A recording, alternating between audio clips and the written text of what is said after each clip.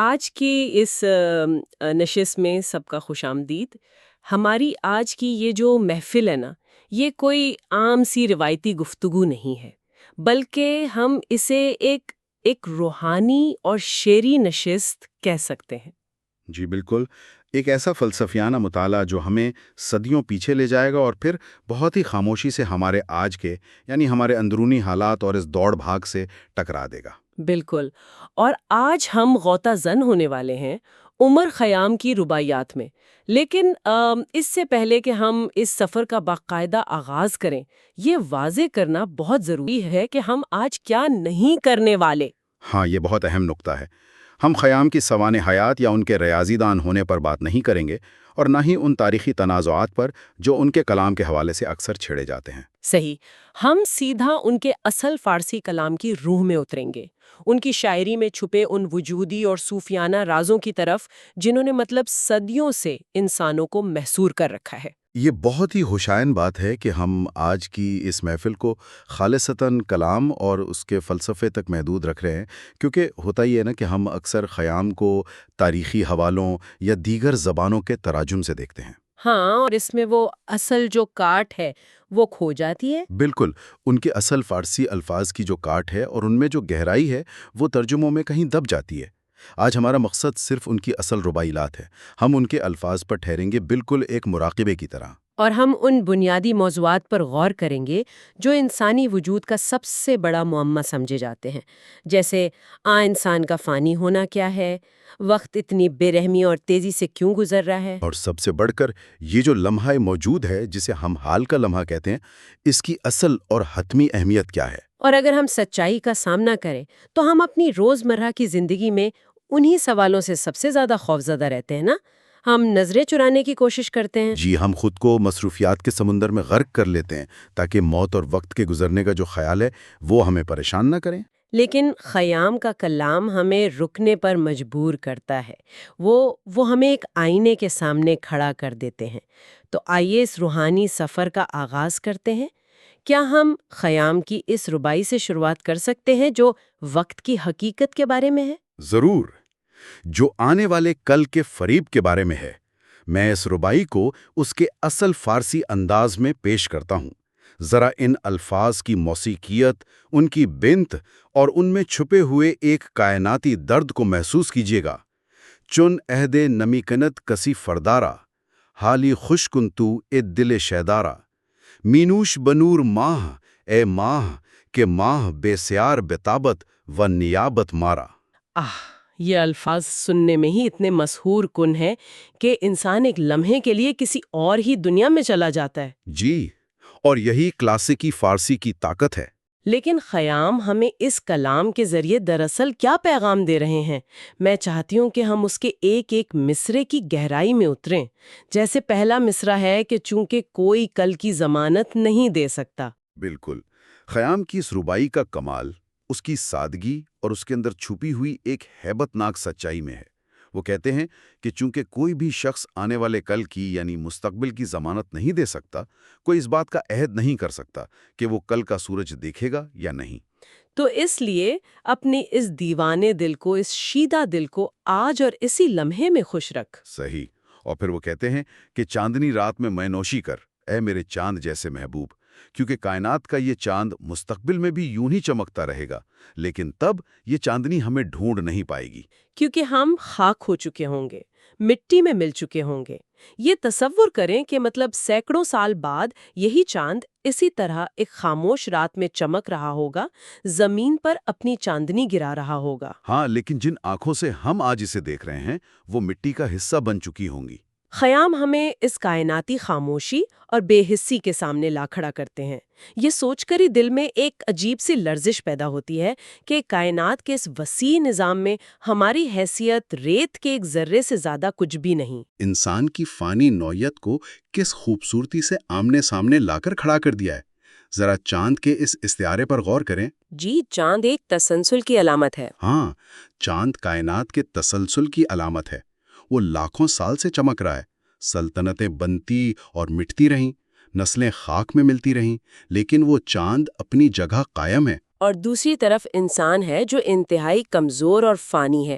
ہم کل کے لیے اتنے پریشان رہتے ہیں نا، ہم آنے والے برسوں کے لیے ایسے ٹھوس منصوبے بناتے ہیں جیسے ہم نے ہمیشہ یہاں رہنا ہے. ایسا ہی ہے، اور اگر ہم معاشرے پر نظر دوڑائیں تو ہم اپنی آدھی سے زیادہ زندگی اسی فردہ یعنی آنے والے کل کی فکر میں گزار دیتے ہیں۔ ہاں، ہم بچپن سے ہی مستقبل کی تیاری میں لگ جاتے ہیں، اور جب مستقبل آ جاتا ہے تو ہم اس سے اگلے مستقبل کی فکر کرنے لگتے ہیں. ہم حال میں جینا تو جیسے بھول ہی چکے ہیں. اور خیام ہمیں اسی غفلت کی نیند سے جھنجھوڑ رہے ہیں۔ ان کا یہ پیغام کوئی سطحی لذت پرستی یا محض دنیاوی خواہشات کے پیچھے بھاگنے کی ترغیب نہیں ہے۔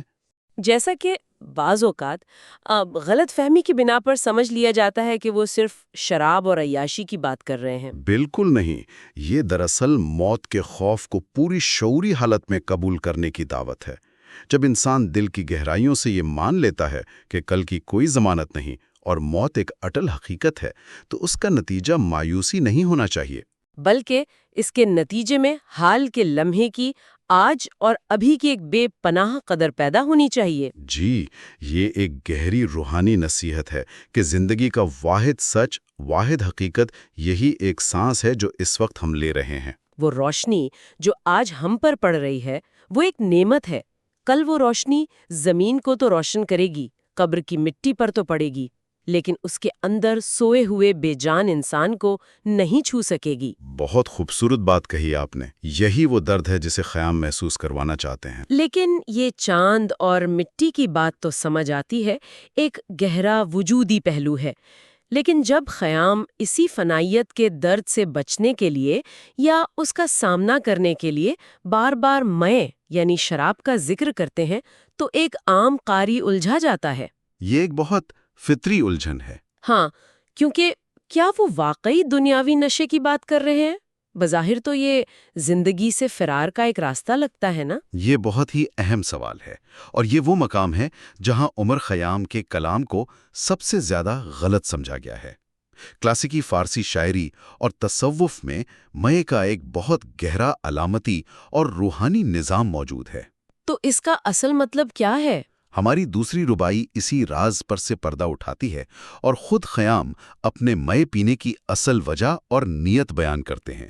وہ فرماتے ہیں، میں خوردن من نہ از برائے طرب است، نہ از بہرے فساد و ترک دین و ادب است، خواہم کے ببی خودی برایم نفس، میں خوردن و مست بودنم زن سبب است۔ یہ ربائی تو ایسا محسوس ہوتی ہے جیسے خیام اپنا دفاع کر رہے ہوں یا شاید دنیا کو اپنی اصل کیفیت سمجھانے کی کوشش کر رہے ہوں۔ جی، وہ انتہائی صاف اور دو ٹوک الفاظ میں اپنی نیت واضح کر رہے ہیں۔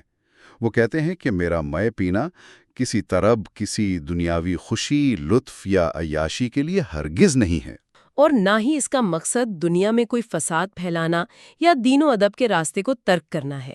بالکل۔ وہ کہتے ہیں میری تو صرف ایک ہی خواہش ہے، اور وہ یہ کہ ایک لمحے کے لیے، محض ایک سانس کے لیے، میں اپنی خودی سے، اپنی انا سے باہر نکل سکوں۔ میرا مئے پینا اور مست ہونا صرف اور صرف اس بے خودی کے مقام تک پہنچنے کی خاطر ہے۔ اگر ہم اس خودی اور انا کو آج کے جدید دور کے تناظر میں دیکھیں تو یہ وہی سماجی نقاب ہیں جو ہم دن بھر پہنے رہتے ہیں نا؟ بالکل وہی نقاب۔ ہماری نوکری، ہمارا رتبہ، ہمارا بینک بیلنس، اور آج کل تو سوشل میڈیا پر ہماری بنائی ہوئی وہ جھوٹی پہچان جسے برقرار رکھنے کے لیے ہم اپنی ساری توانائیاں خرچ کر دیتے ہیں۔ صحیح بات ہے۔ یہ سب انسان کا نفسی تو ہے، اور اس نفس کا بوجھ کتنا تھکا دینے والا ہے۔ انسان ہر وقت اپنے آپ کو ثابت کرنے کی کوشش میں لگا رہتا ہے۔ درست فرمایا۔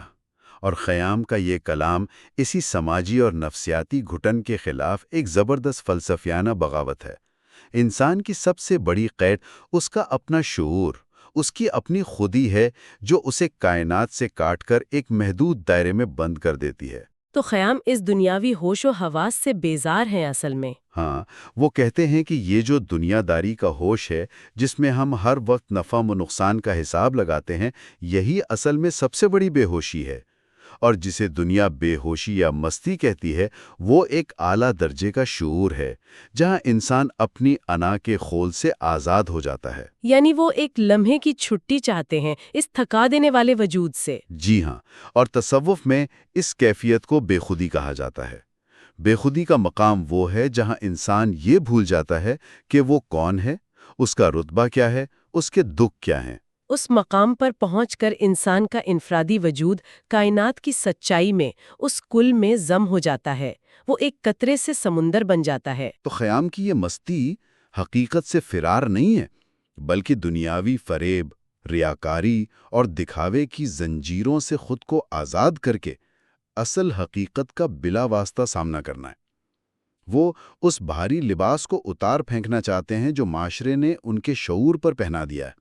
یہ بے خودی کا تصور اور اپنی انا کے بوجھ کو اتار پھینکنے کی بات سن کر ذہن میں ایک بہت ہی پرسکون کیفیت طاری ہوتی ہے۔ ایسا ہی ہے۔ لیکن حقیقت یہ ہے کہ اس انا کو مارنا یا ماضی کے پچھتاووں سے خود کو الگ کرنا اتنا آسان نہیں ہے۔ ہم انسان اپنے ماضی کی یادوں میں قید رہتے ہیں۔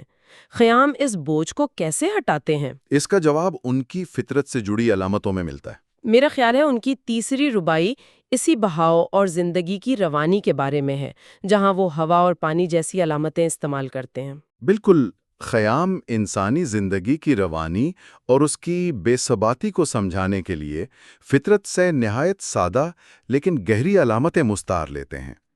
یہ ربائی سادگی اور وجودی گہرائی کا ایک شاہکار ہے۔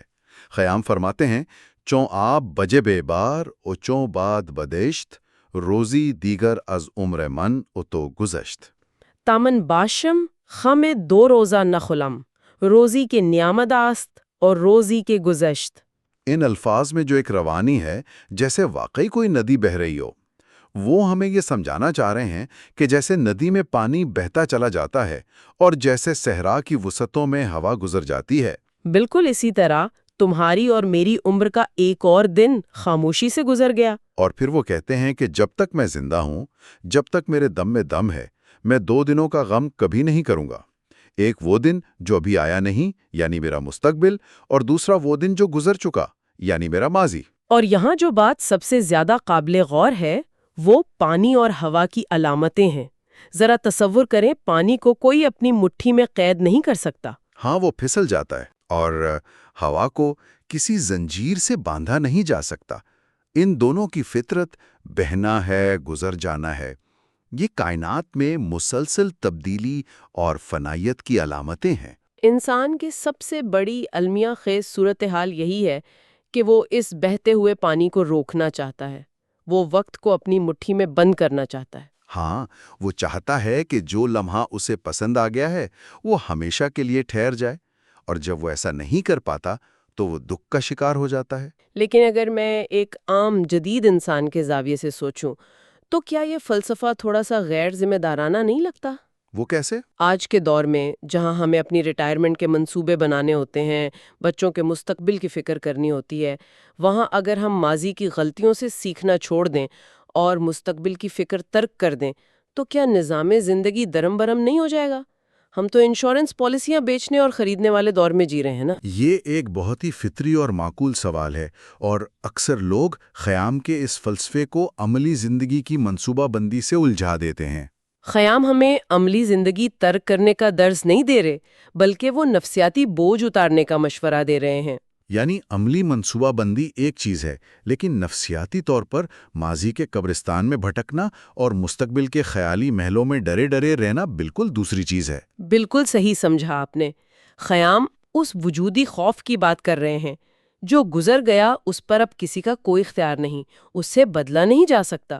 جو آنے والا ہے وہ مکمل طور پر دسترس سے باہر ہے۔ تو پھر اپنی ذہنی توانائی ان دو غیر موجود ادوار پر کیوں ضائع کی جائے؟ یہی خیام سکھاتے ہیں کہ اپنی پوری توجہ، اپنا پورا شعور اس واحد لمحے پر مرکوز کرو جو تمہارے پاس ہے، یعنی حال کا لمحہ۔ وہ ہمیں نفسیاتی بیماری اور بے چینی سے بچنے کا نسخہ دے رہے ہیں۔ اگر ہمارا شعور ماضی کے اندھیروں میں بھٹک رہا ہے یا مستقبل کے اندیشوں میں گھل رہا ہے تو جو اصل زندگی ہے، جو آج اور ابھی ہمارے سامنے موجود ہے، وہ تو ہمارے ہاتھوں سے پھسلتی جا رہی ہے۔ تو بس ایک وہم میں جی رہے ہوتے ہیں۔ یہ بیداری لمحہ موجود میں پوری شدت کے ساتھ زندہ رہنے کی یہ پکار سب سے زیادہ قوت کے ساتھ اس چوتھی ربائی میں سامنے آتی ہے، جہاں خیام سحر کے وقت می خانے کی ایک صدا کا ذکر کرتے ہیں۔ جی، یہ ربائی ایک سوئے ہوئے انسان کے لیے ایک جھنجھوڑ دینے والی پکار ہے۔ میں نے سنا ہے کہ اس ربائی میں ایک عجیب سی عجلت ہے، ایک بےتابی ہے کہ وقت ختم ہو رہا ہے۔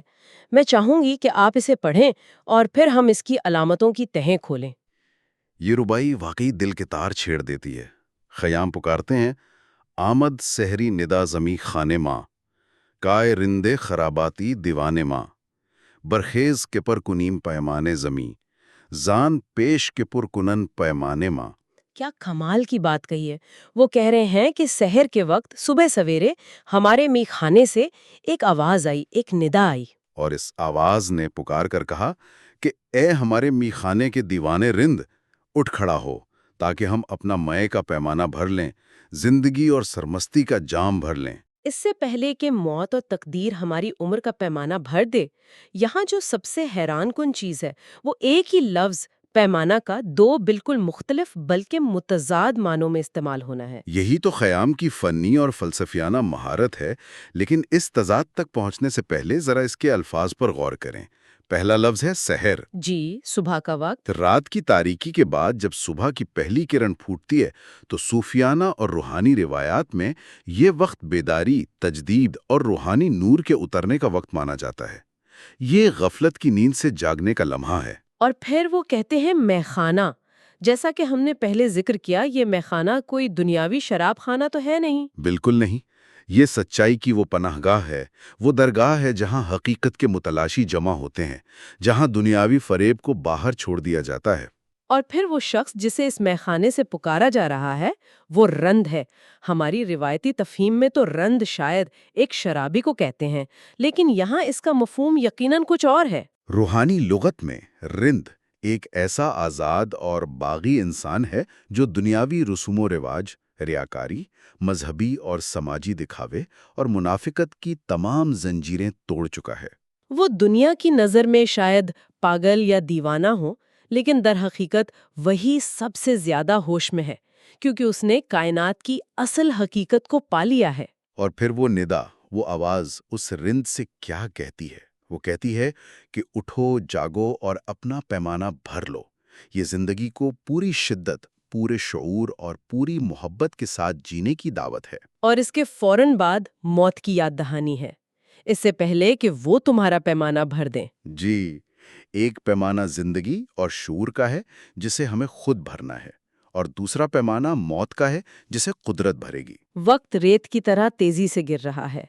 ہم اکثر سوچتے ہیں کہ ہم اپنی روح کی پہچان، اپنے پیاروں کے ساتھ وقت گزارنا یا زندگی کو صحیح معنوں میں جینے کا عمل کل پر ٹال دیں گے، جب ہم فارغ ہوں گے یا جب حالات بہتر ہوں گے۔ لیکن یہ ربائی ایک سائرن کی طرح بجتی ہے کہ وہ کل کبھی نہیں آتا۔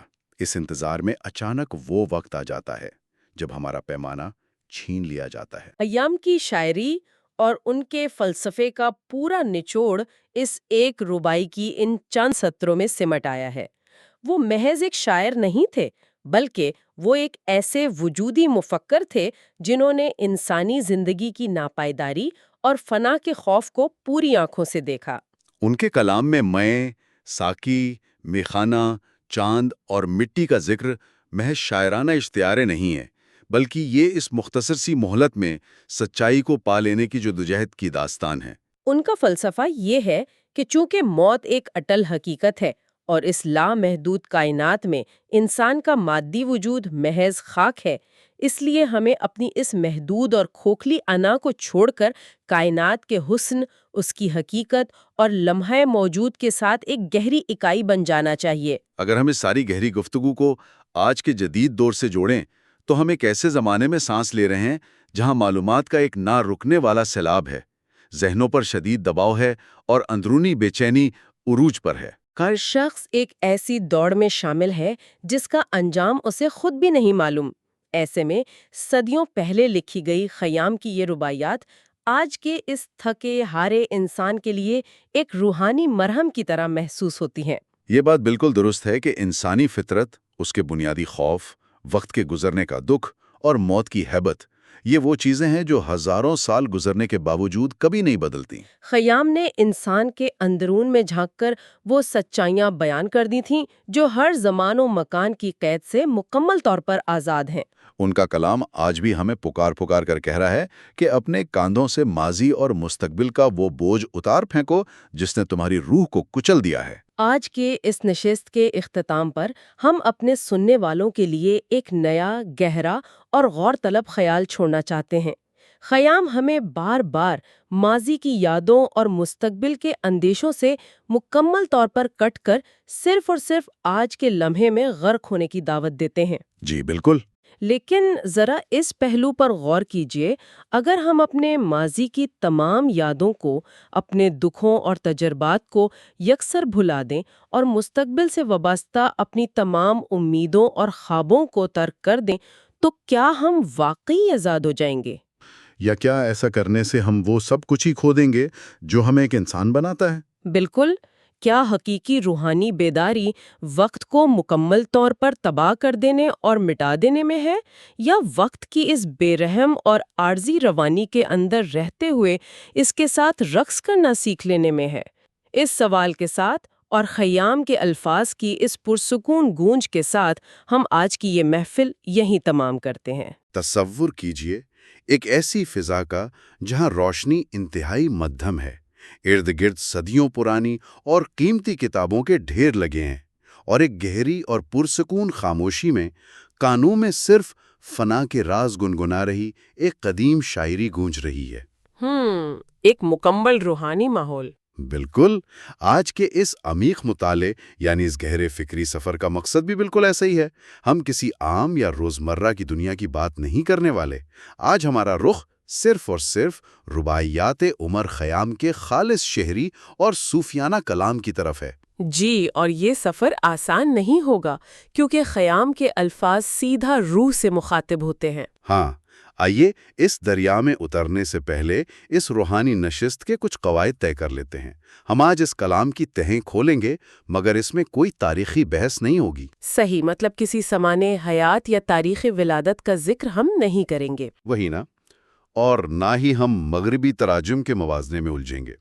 آج ہمارا مقصد صرف اس جوہر کو محسوس کرنا ہے جس میں موت، وقت کی بے رحم رفتار اور عروج و زوال کے وہ الہی اسرار چھپے ہیں جو انسان کو صدیوں سے سوچنے پر مجبور کرتے آئے ہیں۔ وقت اور موت کا وہ اضطراب۔ جی، اس محفل میں ہمارے ساتھ فارسی ادب اور تصوف کے اسرار و رموز کی ایک ایسی آواز موجود ہیں جو خیام کے ظاہری الفاظ اور باطن کے تضادات کے درمیان ایک بہت ہی خوبصورت پل بناتی ہیں۔ تو کیا اس عمیق مطالعے کا آغاز وقت کی اس حقیقت سے کیا جائے جو خیام کے ہر دوسرے شعر کا مرکز ہے؟ بالکل، آغاز یہیں سے ہونا چاہیے۔ دیکھیں، خیام کے یہاں وقت کا جو تصور ہے وہ صرف دیوار پر لٹکی گھڑی کی سوئی کا نام نہیں ہے۔ تو پھر وہ کیا ہے؟ یہ اصل میں ایک وجودی اضطراب کا اظہار ہے، ایک ایسی بے چینی جو انسان کو اپنے ہونے اور نہ ہونے کے درمیان محسوس ہوتی ہے۔ ان کی ایک بہت ہی مشہور رباعی ہے جو اسی خوف اور فنا کے احساس کو بیان کرتی ہے۔ ارشاد فرمائیں۔ آئیے اس سفر کا آغاز فارسی کی اس روایتی اور پروقار دھن سے کرتے ہیں۔ میں خور کے بزی یہ گل بسی خواہی خفت، واہ، بی مونس او بی حریف او بی ہمدم و جفت، زنہار بکس مگو تو ایراز نفت، ہر لالا پیج مردہ نخواہت بشکفت۔ اس کلام کا ٹھہراؤ سیدھا روح میں اتر جاتا ہے۔ اس کے الفاظ کو اگر میں سادہ اردو میں ڈھالنے کی کوشش کروں تو پہلی لائن کچھ یوں بنتی ہے کہ مانسی میں پی لے کیونکہ تجھے مٹی کے نیچے طویل نیند سونا ہے۔ جی، اور یہاں رک کر سوچنے کی ضرورت ہے۔ ہاں، مٹی کے نیچے طویل نیند، یہ موت کی وہ سنگین حقیقت ہے جسے ہم روزمرہ کی زندگی میں بھلائے رکھتے ہیں۔ اور پھر آگے کہا گیا، جہاں نہ کوئی مونس ہوگا، نہ دوست، نہ کوئی ہمدم اور ساتھی۔ یہاں جو سب سے غور طلب بات ہے وہ یہ ہے کہ مٹی کے نیچے سونا کوئی عام نیند نہیں ہے جس سے انسان صبح بیدار ہو جائے۔ یہ موت کے ابدیت کی علامت ہے۔ ایک مکمل تنہائی۔ بالکل، ایک ایسی تنہائی جہاں کوئی ہمسفر نہیں۔ خیام انسان کو اس اکیلے پن کا آئینہ دکھا رہے ہیں جو قبر کی تاریکی میں منتظر ہے۔ دنیا میں تو ہم اپنے ارد گرد مجمع لگاتے ہیں، مگر موت وہ آخری منزل ہے جہاں کوئی رشتہ کام نہیں آتا۔ اور اس کے آخری حصے کا ترجمہ تو اور بھی رلا دینے والا ہے۔ خبردار، یہ پوشیدہ راز کسی کو نہ بتانا کہ جو لالا مرجھا گیا وہ دوبارہ کبھی نہیں کھلے گا۔ مرجھایا ہوا لالا یعنی وہ پھول جو ایک بار اپنی بہار کھو دے۔ ہاں، وہی پھول دوبارہ زندہ نہیں ہوتا۔ یہ انسانی زندگی کے فنا ہونے کی سب سے طاقتور تصویر کشی ہے۔ لالا ایک نہایت خوبصورت اور سرخ پھول ہے، لیکن اس کی مدت انتہائی مختصر ہوتی ہے۔ ہاں، یعنی خیام بتانا چاہتے ہیں کہ دنیا میں واپسی ناممکن ہے۔ جی، جو وقت گزر گیا، جو سانس ٹوٹ گئی، وہ کسی بھی قیمت پر دوبارہ نہیں جڑے گی۔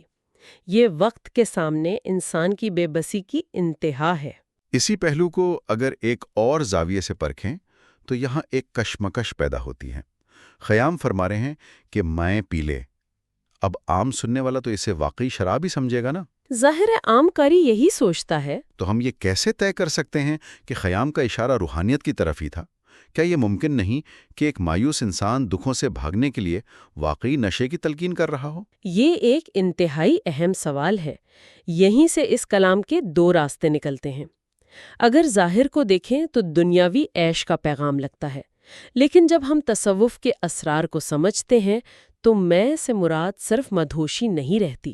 تو تصوف میں اس کی حقیقت کیا ہے؟ یہ ایک کامل روحانی بیداری کا اشارہ ہے۔ دیکھیں، انسانی ذہن یا تو ماضی کے پچھتاؤں میں الجھا رہتا ہے یا مستقبل کے خوف میں۔ صوفیہ کے ہاں میں وہ کیفیت ہے جو انسان کو خالص لمحہ موجود یعنی پریزنٹ میں لا کھڑی کرتی ہے۔ واہ، حال کے لمحے کا شعور۔ جی، جب موت ایک اٹل حقیقت ہے اور لالے نے مرجھا ہی جانا ہے تو انسان کو چاہیے کہ وہ اس ایک پل کو اتنی شدت اور سچائی سے جیے کہ اسے دنیا کی بے ثباتی کا غم نہ رہے۔ مطلب میں یہاں اس عشق کی علامت ہے جو موت آنے سے پہلے ہی انسان کو حقیقی زندگی کا ذائقہ چکھا دیتی ہے، موت سے پہلے مرنا۔ بالکل درست۔ اسی فنا اور مرجھاتے ہوئے لالے سے جڑی ایک اور علامت خیام کے ہاں بہت گہری ہے، اور وہ ہے خاک یعنی مٹی۔ آئیے اس فلسفے کو سمجھتے ہیں جو اس پوری دنیا کو محض ایک سراب قرار دیتا ہے۔ مٹی اور انسانی تکبر کا ٹکراؤ خیام کے وجودی فلسفے کا عظیم ستون ہے۔ ان کا انداز یہاں نہایت ہوش ربا ہے، سنیں۔ شادی مطلب کہ حاصل عمر دمیست، کیا بات ہے! ہر ذرے زخا کی کیبادی و جمیست، احوال جہاں اور اصل ان عمر کے ہست، خوابی و خیالی و فریبی و دمیست۔ اس کا مفہوم سننے والوں کے ذہن میں ایک عجیب بیداری پیدا کرے گا۔ مسرت کی تلاش میں نہ رہے کہ عمر کا حاصل محض ایک سانس ہے، محض ایک سانس۔ اور پھر وہ کہتے ہیں اس زمین کی خاک کا ہر ذرہ کسی کیقباد اور جمشید کا حصہ ہے۔ یہاں رکنا پڑے گا۔ کیقباد اور جمشید جو اپنی طاقت کے لیے عظیم ترین تاریخی علامات ہیں۔ بالکل۔ ان اشعار میں خاک کا استعارہ اس قدر طاقتور ہے کہ یہ انسان کے سارے غرور اور دعووں کو ایک پل میں مٹی میں ملا دیتا ہے۔ جمشید اور کیقباد کی مثال سے خیام بتا رہے ہیں کہ جن کے تخت یہاں تھے، آج ان کی کھوپڑیاں اسی مٹی کا حصہ بن چکی ہیں۔ جی، جس زمین پر آج کا انسان اکڑ کر چلتا ہے وہ دراصل انہی عظیم بادشاہوں کی راکھ ہے۔ یہ وہی کوزاگار اور مٹی کا تصور ہے، وہ پیالہ جس سے انسان پانی پیتا ہے، کیا پتا وہ کسی عظیم فرما روا کی مٹی سے گندھا گیا ہو۔ لیکن جو چیز یہاں سب سے زیادہ متاثر کرتی ہے وہ اس کی آخری لائن ہے۔ دنیا کا احوال اور اس موجودہ عمر کی حقیقت بس اتنی ہے کہ یہ ایک خواب ہے، ایک خیال ہے، ایک فریب ہے اور ایک پل ہے۔ یہاں آ کر کیا خیام مایوسی کا شکار نہیں ہو گئے؟ کیا اس قدر فنا کا احساس انسان کو زندگی سے بے دخل نہیں کر دیتا؟ ظاہراً یہ مایوسی لگ سکتی ہے، لیکن غور فرمائیں تو یہ دنیاوی طاقت اور ہوس سے آزادی کا ایک بہت بڑا صوفیانہ اعلان ہے۔ آزادی کیسے؟ دیکھیں، جب فرد مادیات کے پیچھے بھاگتا ہے، دولت اور مرتبے کے لیے دوسروں کو نیچا دکھاتا ہے، تو وہ ایک فریب میں جی رہا ہوتا ہے کہ یہ سب ہمیشہ رہے گا۔ خیام اس فریب کا پردہ چاک کر رہے ہیں۔ یعنی جب انسان یہ جان لیتا ہے کہ اس کی آخری منزل صرف ایک مٹھی خاک ہے، تو اس کے اندر سے تکبر ہمیشہ کے لیے نکل جاتا ہے۔ یہ احساس مایوسی نہیں لاتا بلکہ حقیقت پسندی کی طرف لے جاتا ہے۔ دنیا کو خواب اور فریب قرار دینا دراصل ان زنجیروں کو توڑنا ہے جنہوں نے روح کو قید کر رکھا ہے۔ واہ، جب دنیا کی اوقات ہی ایک خواب کی رہ جائے تو پھر اس خواب کے ٹوٹنے کا دکھ کیسا؟ یہ مایوسی نہیں، کامل روحانی سکون ہے۔ بالکل۔ یہی وہ آزادی ہے جو شاید خیام کو اس مقام تک لے جاتی ہے جہاں وہ ایسی جرأت کا مظاہرہ کرتے ہیں جو عام شخص کے بس کی بات نہیں۔ آپ اس مکالمے کی بات کر رہے ہیں نا، جو وہ اپنے خالق سے کرتے ہیں؟ جی بالکل۔ اکثر جب روحانیت کی بات ہوتی ہے تو ایک خوف کا عنصر غالب ہوتا ہے، لیکن خیام کے ہاں ایک فلسفیانہ بغاوت نظر آتی ہے۔ گناہ اور الہی رحمت کے درمیان جو کشمکش انہوں نے پیدا کی ہے، آئیے اسے سنتے ہیں۔ یہ وہ مقام ہے جہاں خیام روایتی منظر سے باہر نکل کر عاشق اور باغی دونوں کا روپ دھار لیتے ہیں۔ ان کی آواز میں درد بھی ہے اور ایک زوردار دلیل بھی۔ نو کردہ گناہ در جہاں کیست بگو، آنس کے گناہ نکرد چوں زیست بگو، من بد کنم و تو بد مکافات دیہی، پس فرق میان من و تو چیست بگو۔ اس میں موجود لہجے کی طاقت کو محسوس کیجیے۔ خیام پوچھتے ہیں، مجھے بتا اس دنیا میں کون ہے جس نے کبھی گناہ نہیں کیا؟ اور وہ جس نے گناہ نہیں کیا اس نے زندگی کیسے گزاری؟ اور آگے کی دلیل دیکھیے، ہاں، اگر میں برا کروں اور تو مجھے اس کی بری ہی سزا دے تو پھر میرے اور تیرے درمیان کیا فرق رہ گیا، مجھے بتا۔ کیا جرأت ہے ان الفاظ میں! واقعی یہ سن کر رونگٹے کھڑے ہو جاتے ہیں۔ میرے اور تیرے درمیان کیا فرق رہ گیا؟ کیا یہ خدا کی ذات سے ایک بے باکی یا سرکشی نہیں لگتی؟ عام سطح پر اسے دیکھنے والا فوراً کفر یا سرکشی سمجھ سکتا ہے، لیکن تصوف کی گہرائیوں میں اتریں تو یہ کفر نہیں ہے، یہ خالق کی لامحدود رحمت پر شدت ترین یقین کا مظہر ہے۔ یعنی انہیں رحمت پر پورا بھروسہ ہے۔ جی، یہاں بات انسان کی فطری کمزوریوں کی ہو رہی ہے۔ انسان مٹی سے بنا ہے، خطا کا پتلا ہے۔ خیام کہہ رہے ہیں کہ گناہ کرنا تو میری اس مٹی کی فطرت میں شامل ہے، لیکن خدا کی فطرت تو معاف کرنا ہے۔ اس کا مطلب یہ مکالمہ ایک باغی کا نہیں بلکہ ایک ایسے بچے کا ہے جو اپنے والدین کی محبت پر یقین رکھتا ہے۔ وہ جانتا ہے کہ اس کی غلطی عظیم شفقت پر بھاری نہیں پڑ سکتی۔ بالکل درست۔ اسے تصوف میں انسیت یعنی انتہائی قربت کہتے ہیں۔ خیام وہاں ہیں جہاں فاصلے مٹ چکے ہیں۔ ایک قسم کی دوستی۔ ہاں، وہ دلیل پیش کر رہے ہیں کہ خدا کی عظمت اور بڑائی انتقام لینے میں نہیں بلکہ صرف معاف کر دینے میں ہے۔ اگر گناہ گار برائی کرتا ہے اور خدا بھی جواب میں ویسی ہی بری سزا دیتا ہے تو پھر اس عظیم ذات اور فانی انسان میں فرق ہی کیا بچا؟ واہ، خیام خدا کی صفت رحمت کو اس کے عروج پر دیکھنا چاہتے ہیں۔ جی، وہ اجاگر کر رہے ہیں کہ خالق کا کمال اس کی بخشش میں ہے، عذاب دینے میں نہیں۔ یعنی رحمت کا میدان سجنے کے لیے گناہ کا ہونا بھی ضروری تھا۔ کیسی بغاوت اور کیسا کامل عشق! لیکن یہاں سے سفر کا ایک نیا رخ سامنے آتا ہے۔ اور وہ آخری منزل ہے۔ جی، جس فرد نے لالے کو مرجھاتے دیکھا، بادشاہوں کو مٹی میں رلاتے دیکھا اور خدا سے بغاوت کی دلیل کی، آخر میں اس کا انجام کیا ہوتا ہے؟ آخر میں وہی ہوتا ہے جو کسی بھی عظیم روحانی سفر کا انجام ہونا چاہیے۔ آخر میں آتی ہے تسلیم، مکمل اور خالص اطاعت۔ تسلیم یعنی خود کو حوالہ کر دینا؟ بالکل۔ جب انسانی عقل اپنی تمام حدوں کو چھو لیتی ہے، جب دنیاوی سہارے ٹوٹ جاتے ہیں، تو انسان ابادیت کے سامنے سر تسلیم خم کر دیتا ہے۔ اس مقام پر آ کر خیام کی آواز سے وہ تندی نکل جاتی ہے اور ایک عاجزانہ ٹھہراؤ آ جاتا ہے۔ جی، سنیں، بشائی دری کے درگشائند توئی، بن نمائیں راہی کے رہنمائند توئی، من دست بہیچ دست گیری ندہم، کائشان ہمیں فانی آند و پائند توئی۔ اس ٹھہراؤ کا اردو روپ اس قدر دلگیر ہے۔ کوئی در کھول دے کیونکہ حقیقی در کھولنے والا صرف تو ہے۔ کوئی راستہ دکھا کیونکہ سچا رہبر صرف تو ہے۔ میں کسی مددگار کے ہاتھ میں اپنا ہاتھ نہیں دوں گا، کیونکہ وہ سب فانی ہیں۔ ہاں، کیونکہ وہ سب مٹنے والے ہیں اور صرف تو ہی ہمیشہ باقی رہنے والا ہے۔ اس میں جو لاچاری ہے وہ عجیب کشش رکھتی ہے۔ فانی یعنی جو مٹ جائے، اور پیندہ وہ جو ہمیشہ سے ہے اور ہمیشہ رہے گا۔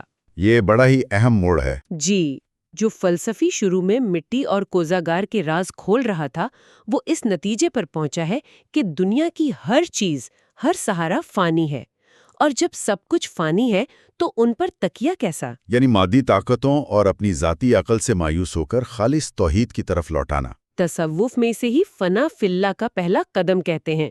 جب عقل تھک کر بیٹھ جاتی ہے، وہاں سے عشق اور تسلیم کا راستہ شروع ہوتا ہے۔ اب اگر وہ کسی کا دروازہ کھٹکھٹائے گا تو وہ صرف اس ایک پیندہ ذات کا ہوگا۔ کیا ہی کمال مشاہدہ ہے یہ۔ آئیے اپنی اس روحانی نشست کو اور آج کے اس سفر کو سمیٹنے کی کوشش کرتے ہیں۔ بالکل۔ ہم نے شروعات کی تھی لالے کے مرجھانے سے، جہاں وقت کے ہاتھوں فنا ہونے کا وجودی دکھ تھا۔ پھر خاک اور مٹی کا فلسفہ آیا، جہاں عظیم ترین طاقتیں ایک ہوا کا جھونکا بن گئی۔ اور پھر گناہ اور رحمت کی وہ عظیم پکار۔ جی، جہاں انسان کی بغاوت خدا کی بخشش کو پکارتی ہے، اور بالآخر تمام فکری راستوں کو چھوڑ کر ایک فانی انسان کا ایک آبادی ذات کے سامنے سر تسلیم خم کر دینا۔ اس تمام سفر میں سبق یہی ہے کہ ظاہر کے پردے کو ہٹائے بنا اندر کی روشنی نہیں ملتی۔ خیام الفاظ کے ذریعے ہمیں پہلے خود سے اور پھر خدا سے ملنے کا بہترین راستہ دکھاتے ہیں۔ اس گہرے سفر کو آج کے دور کے انسان کی تنہائی کے حوالے کرتے ہوئے سننے والوں کے ذہن میں ایک سوال چھوڑتے ہیں۔ وہ سوال کیا ہے؟ آج کی اس گفتگو کے بعد غور طلب بات یہ ہے کہ خیام کی جس میں اور مست ہونے کا ہم نے ذکر کیا، کیا وہ واقعی اس تلخ زندگی اور موت کے خوف سے فرار کا راستہ ہے؟ یا پھر کچھ اور؟ یا پھر کیا یہ اس بات کی سچی دعوت ہے کہ اس عارضی دنیا میں حل کے ایک ایک پل کو اس قدر گہرائی اور شدت کے ساتھ جیا جائے کہ وہ چھوٹا سا لمحہ خود ایک آبادیت بن جائے؟ اس سوال کو صرف اکیلے میں بیٹھ کر سوچنے کی ضرورت ہے۔ اس عمیق مطالعے اور روحانی نشست میں اس سفر کا حصہ بننے کا بہت شکریہ۔ آج کی گفتگو یہیں تمام کرتے ہیں۔ آج کے اس گہرے مطالعے میں ہم ایک ایسے سفر پر نکل رہے ہیں جو صدیاں گزر جانے کے باوجود بالکل آج اور اسی لمحے کی بات محسوس ہوتا ہے۔ جی بالکل، اور میرا خیال ہے کہ وقت گزرنے کے ساتھ ان باتوں کی اہمیت اور بھی بڑھ گئی ہے۔ ہاں، ہم بات کر رہے ہیں رباعیات عمر خیام کی، لیکن اس سے پہلے کہ ہم آگے بڑھیں یہ واضح کرنا بہت ضروری ہے کہ آج کی یہ نشست کسی تاریخی بحث یا خیام کی سوانح عمری کے گرد نہیں گھومے گی۔ صحیح، نہ ہی ہم دنیا بھر میں ہونے والے ان کے مغربی تراجم یا اکیڈمک اختلافات پر بات کریں گے۔ بالکل، آج کا سارا دھیان صرف اور صرف ان کے کلام یعنی ان کی خالص فارسی شاعری اور اس میں چھپے روحانی اور وجودی پہلوؤں تک محدود رہے گا۔ اور اس کلام کی تہوں میں اترنا واقعی ایک مراقبے سے کم نہیں ہے، کیونکہ یہ محض شاعری نہیں ہے۔ جی، ہم ان کی اصل رباعیات کے اس طلسم میں اتریں گے جو انسان کے اندر موجود موت کے خوف، وقت کے بہاؤ اور زندگی کی فنائیت سے مخاطب ہے۔ تو آئیے اس کلام کی تہوں کو کھولتے ہیں اور دیکھتے ہیں کہ ان بظاہر سادہ الفاظ میں کیسی کائنات آباد ہے۔ یہاں جو سب سے حیران کن بات ہے وہ یہ کہ خیام کے استعارے جیسے مئے، ساکی، مٹی اور باغ یہ بظاہر بہت مانوس اور سادہ لگتے ہیں، لیکن ان کا باطن بے حد گہرا اور وسعتوں سے بھرا ہوا ہے۔ یعنی وہ ایک عام سی چیز کو لے کر پورے وجود کا فلسفہ سمجھا دیتے۔ بالکل، یہ کوئی روایتی لیکچر نہیں ہے، بلکہ یہ وجود کی حقیقت پر، فنا اور بقا کے کھیل پر ایک گہرا تفکر ہے۔ ایک ایسا تفکر جس سے ہم عام طور پر بھاگتے ہیں۔ جی، انسان عام طور پر ان حقیقتوں سے آنکھیں چراتا ہے۔ ہم سب کسی نہ کسی اندیشے میں جی رہے ہوتے ہیں، اور خیام ان اندیشوں کے بالکل بیچوں بیچ کھڑے ہو کر ہمیں حال کی سچائی کی طرف بلاتے ہیں۔ اور یہی وہ نقطہ ہے جہاں سے ہم کلام خیام کے پہلے حصے میں داخل ہوتے ہیں۔ انسان ہمیشہ سے وقت کی قید میں ہے، اور خیام کی ایک بہت مشہور رباعی اسی گزرتے ہوئے وقت اور حال کی اہمیت پر ایک گہری چوٹ کرتی ہے۔ این قافلہ عمر عجب میں گزرد۔ واہ! اگر ہم اس رباعی کے پہلے مصرے پر ہی غور کریں جو ابھی پڑھا گیا کہ این قافلہ عمر عجب میں گزرد، یعنی زندگی کے اس قافلے کا گزرنا کس قدر عجیب ہے۔ خیام نے زندگی کو ایک قافلے سے تشبیہ دی ہے، اور ہم جانتے ہیں کہ قافلے کبھی ایک جگہ نہیں رکتے۔ ان کا کام ہی چلتے رہنا ہے۔ اور پھر اس میں جو لفظ عجب استعمال ہوا ہے وہ بہت کچھ سوچنے پر مجبور کر دیتا ہے کہ یہ سفر کتنا پراسرار ہے۔ لفظ قافلہ اور عجب کا یہ ملاپ واقعی انسان کو اندر سے جھنجھوڑ دیتا ہے۔ زندگی کوئی ٹھہری ہوئی جھیل تو ہے نہیں، یہ ایک صحرا میں چلتا ہوا کارواں ہے جس کی رفتار کا احساس اکثر تب ہوتا ہے جب بہت سا وقت ریت کی طرح مٹھی سے پھسل چکا ہوتا ہے۔ بالکل۔ اور آج کے اس تیز رفتار دور میں جہاں ہر انسان کسی اگلی منزل یا کسی آنے والے کل کی فکر میں دوڑ رہا ہے، خیام کا یہ مصرع ایک دم سے بریک لگاتا ہے۔ وہ احساس دلاتے ہیں کہ یہ قافلہ رکے گا نہیں، یہ بس گزر رہا ہے، اور اسی لیے وہ اگلی ہی سانس میں کہتے ہیں دریافت میں کہ با طرب میں گزرت۔ یعنی اس لمحے کو، اس ایک پل کو سختی سے تھام لو، اسے غنیمت جانو جو طرب اور خوشی کے ساتھ گزر رہا ہے۔ یہ بات کتنی سچ ہے کہ ہم اپنی آدھی سے زیادہ زندگیاں ان چیزوں کے انتظار میں گزار دیتے ہیں جو ابھی تک ہوئی ہی نہیں ہیں۔ ہم کل کے اندیشوں میں آج کا سکون برباد کر دیتے ہیں۔ بالکل، اور اسی بات کو خیام ربائی کے تیسرے مصرے میں ساکی سے مخاطب ہو کر کہتے ہیں۔ وہ کہتے ہیں ساکی غم فردائے حریفاں چخوری۔ اے ساکی، تو دوستوں کے آنے والے کل یعنی مستقبل کا غم کیوں کھاتا ہے؟ یہاں ایک چیز میں واضح کرنا چاہتا ہوں کہ عام طور پر لوگ ساکی کو محض ایک شراب پلانے والے کے روایتی معنوں میں لے لیتے ہیں، جو کہ خیام کے کلام کے ساتھ ایک بہت بڑی زیادتی ہے۔ بالکل زیادتی ہے۔ ایسا محسوس ہوتا ہے کہ ساکی دراصل وہ روحانی رہنما ہے یا وقت کا وہ دھارا ہے جو انسان کے اندر کا شعور بیدار کرتا ہے۔ صوفیانہ اور کلاسیکی روایات میں ساکی کی علامت بے حد طاقتور مانی جاتی ہے۔ یہ وہ ہستی یا وہ وجدان ہے جو انسان کو اس کے خوف، اس کے اندیشوں اور اس کے وہم سے آزاد کرتا ہے۔ اور جب خیام کہتے ہیں کہ آنے والے کل کا غم کیوں کھاتے ہو، تو یہ دراصل انسانی نفسیات کے سب سے بڑے مسئلے پر ایک وار ہے۔ جی، کیونکہ انسان کی تمام تر توانائیاں یا تو ماضی کے پچھتاووں کی نظر ہو جاتی ہیں یا پھر مستقبل کے خوف کی۔ صحیح۔ اور پھر اس ربائی کا آخری مصرع تو کمال عروج پر پہنچ جاتا ہے جب وہ کہتے ہیں پیشار پیالہ کے شب میں گزرت۔ پیالہ آگے لا، کیونکہ رات گزر رہی ہے۔ اب یہ رات محض سورج غروب ہونے کے بعد کی تاریکی تو نہیں ہے۔ نہیں، بالکل نہیں۔ یہ رات زندگی کی مہلت ہے۔ یہ موت کی خاموش، نرم قدموں سے مگر انتہائی یقینی آمد کا استعارہ ہے۔ کتنی گہری اور دل دہلا دینے والی بات ہے کہ ہم جسے محض ایک رات کا گزرنا یا ایک نئے دن کا آغاز سمجھتے ہیں، وہ دراصل ہماری زندگی کی مہلت کے کم ہونے کا اعلان ہے۔ اور یہ کوئی مایوسی کی بات نہیں ہے، یہ ایک انتہائی حقیقت پسندانہ اور روحانی بیداری کا مقام ہے جو سکھاتا ہے کہ کل کے سراب میں آج کی حقیقت کو مت گنواؤ۔ تو جب ہم اس مہلت کے ختم ہونے اور رات کے گزر جانے کی بات کرتے ہیں تو یہیں سے وہ سوال پیدا ہوتا ہے کہ جب یہ قافلہ اپنی منزل پر پہنچتا ہے تو پھر کیا ہوتا ہے؟ پھر خاک کا وہ سفر شروع ہوتا ہے جو انسان کے تمام غرور کو مٹا دیتا ہے۔ ہاں بالکل۔ اگر ہم اسے بڑی تصویر سے جوڑ کر دیکھیں تو خیام ہمیں کائنات کی اس بے رحم مگر انتہائی منصفانہ ریسائکلنگ کی طرف لے جاتے ہیں۔ کائنات کی اس بازیافتی میں مٹی کسی شاہ اور گدھا کے درمیان کوئی تفریق نہیں کرتی۔ یہ ایک ایسا مراقبہ ہے جو انسان کے تکبر کو، اس کی انا کو جڑوں سے اکھاڑ پھینکتا ہے۔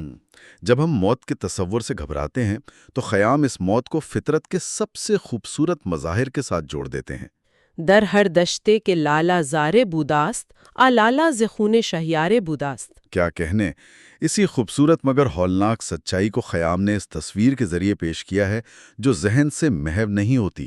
جس جنگل اور صحرا میں بھی لالے کے پھول کھلے ہیں، دراصل وہ کسی بادشاہ کے خون سے ہی پیدا ہوئے ہیں۔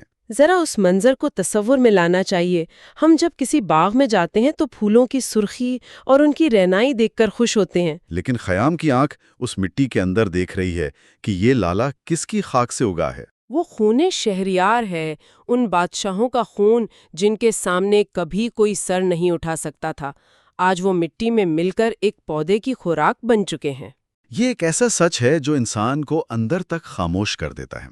بادشاہت، طاقت، غرور، دولت، سب کچھ آخرکار اسی مٹی کا حصہ بن جاتا ہے جس پر ہم قدم رکھتے ہیں۔ خیام محض فنا کا ماتم نہیں کر رہے، وہ اس وجودی ناپائیداری کو ایک ابدی حسن عطا کر رہے ہیں۔ اور پھر وہ اس خاک کے فلسفے کو مزید ذاتی اور جذباتی سطح پر لے کر آتے ہیں جب وہ بنفشے کے پھول کا ذکر کرتے ہیں۔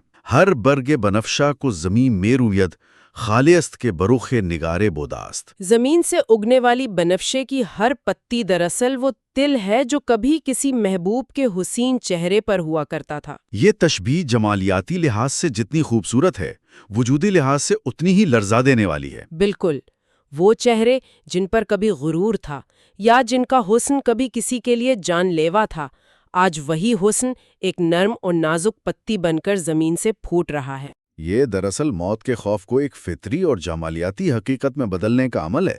ہم اس عظیم تر وجودی چکر کا محض ایک چھوٹا سا حصہ ہیں۔ یہ تقدیر اور مشیت ایزدی کے سامنے مکمل سر تسلیم خم کرنے کا مقام ہے۔ موت کا خوف انسان کے شعور کا سب سے پرانا اور سب سے گہرا بوجھ ہے۔ اور خیام اس خوف کو چھپاتے نہیں، نہ ہی اس سے فرار کا راستہ دیتے ہیں۔ وہ انسان کو مٹی کے اس فلسفے کے روبرو کھڑا کرتے ہیں جو ایک طرف مکمل عاجزی سکھاتا ہے اور دوسری طرف بتاتا ہے کہ انسان کا انجام مٹی ضرور ہے، لیکن اسی مٹی سے پھر نیا حسن، نئی زندگی جنم لیتی ہے۔ فنا اور بقا کا وہ رقص جو کائنات کے ہر ذرے میں جاری ہے، کوئی فرعون ہو یا کوئی درویش، سب کا انجام اسی خاک کی آغوش ہے۔ تو جب مٹی اور خاک کی یہ حقیقت اتنی واضح ہے تو پھر انسان ظاہری چیزوں کے پیچھے کیوں بھاگتا ہے؟ ان ظاہری ڈھانچوں، عمارتوں اور رسومات کی کیا حیثیت رہ جاتی ہے؟ بہت اہم سوال ہے، اور کلام خیام کا یہ پہلو ہمیں ظاہری وجود کی ناپائیداری سے نکال کر باطن کے سفر کی طرف لے جاتا ہے۔ جی، وہ روایتی اور ظاہری عبادات اور اندرونی روحانیت کے درمیان ایک بہت گہری لکیر کھینچتے ہیں۔ ان کی ایک ربائی ہے جو ایک طرح کی روحانی اور فلسفیانہ بغاوت محسوس ہوتی ہے۔ وہ کہتے ہیں، درے کعبہ نیاز ہر دلیرا دریاب، درے کوئے حضور مقبلے را دریاب۔ کعبے میں جا کر ہر دل کی پکار اور اس کی عاجزی کو تلاش کر، بارگاہ الہی میں کسی مقبول اور پہنچے ہوئے بندے کو پالے۔ یہاں جو لفظ نیاز استعمال ہوا ہے، اس پر تھوڑی بات ہونی چاہیے۔ لفظ نیاز کا یہاں استعمال واقعی بہت گہرا ہے۔ نیاز کا مطلب ہے عاجزی، طلب اور اندر کی وہ پکار جو انسان کو اپنے خالق سے جوڑتی ہے۔ خیام کہہ رہے ہیں کہ مقدس مقامات کا طواف کرتے ہوئے بھی جو اصل چیز تلاش کرنے والی ہے وہ انسان کے اندر کی عاجزی اور کسی زندہ دل کی قربت ہے۔ صوفیہ کے ہاں تو یہ عقیدہ بہت بنیادی ہے کہ انسان کا دل ہی اصل عرش الہی ہے۔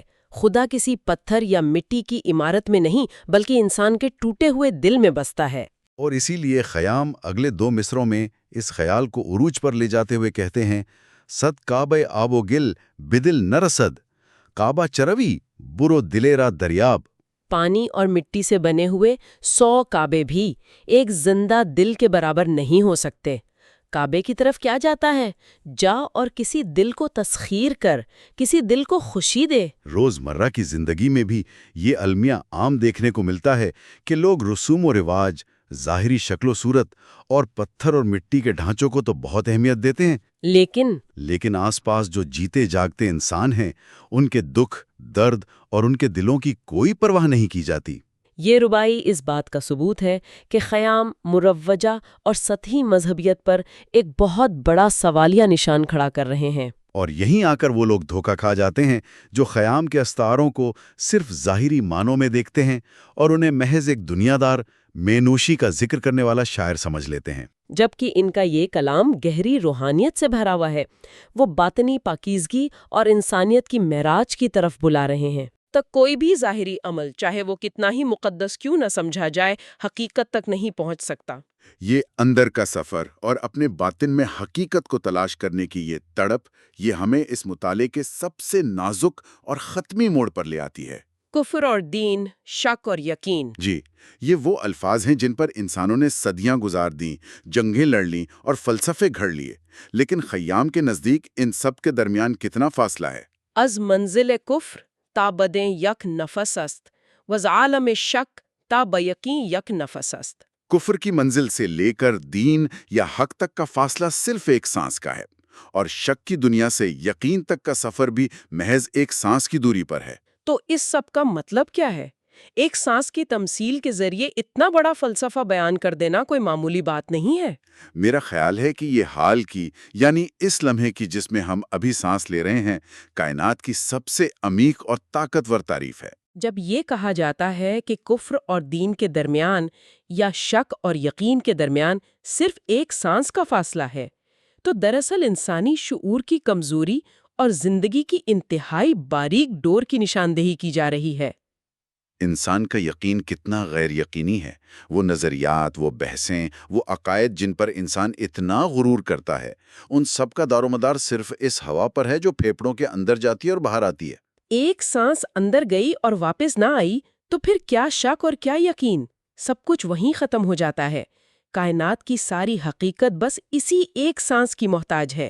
یہ بات رونگٹے کھڑے کر دینے والی ہے کہ ہم ساری زندگی ان چیزوں کے پیچھے بھاگتے رہتے ہیں جو شاید کل حاصل ہوں گی، یا ان چیزوں پر روتے رہتے ہیں جو کل چھن گئیں۔ لیکن جو ہماری اصل اور واحد ملکیت ہے، یہ ایک سانس، اسے ہم محسوس تک نہیں کرتے۔ ہم اس ایک سانس کو کبھی جیتے ہی نہیں ہیں۔ اور خیام اسی لیے تلقین کرتے ہیں کہ اے یک نفس عزیز را خوش میدار، کز حسیل عمر تو ہمیں یک نفس است۔ اس ایک قیمتی سانس کو خوشی، اطمینان اور سکون سے گزار، کیونکہ تیری پوری زندگی کا کل اثاثہ، تمام تر عمر کا حاصل بس یہی ایک سانس ہے۔ ہم زندگی کو سالوں، مہینوں اور دنوں میں ناپنے کے عادی ہیں۔ ہم سمجھتے ہیں کہ ہماری عمر 60 سال یا 70 سال ہے، لیکن خیام اس تمام حساب کتاب کو رد کر دیتے ہیں۔ ان کے نزدیک زندگی ماضی اور مستقبل کا نام نہیں ہے۔ ماضی اب وجود نہیں رکھتا، وہ مر چکا ہے اور خاک ہو چکا ہے، اور مستقبل ابھی پیدا ہی نہیں ہوا۔ جو کچھ بھی ہے، حقیقت کا جتنا بھی ادراک ممکن ہے، وہ صرف اسی ایک نفس عزیز، اسی ایک قیمتی سانس کے اندر سمٹا ہوا ہے۔ یہ کلام ایک شدید قسم کا روحانی جھٹکا ہے جو غفلت کی نیند سے جگاتا ہے کہ اس ایک سانس کو غنیمت جان لیا جائے، کیونکہ جب زندگی کا یہ قافلہ گزر جائے گا تو پھر کوئی شک اور کوئی یقین باقی نہیں رہے گا۔ خیام کی یہ تمام تر رباعیات جن پر ہم نے غور کیا، وہ زندگی کی فنائیت کے ہولناک سچ کو ایک عجیب سے سکون اور ٹھہراؤ کے ساتھ پیش کرتی ہیں۔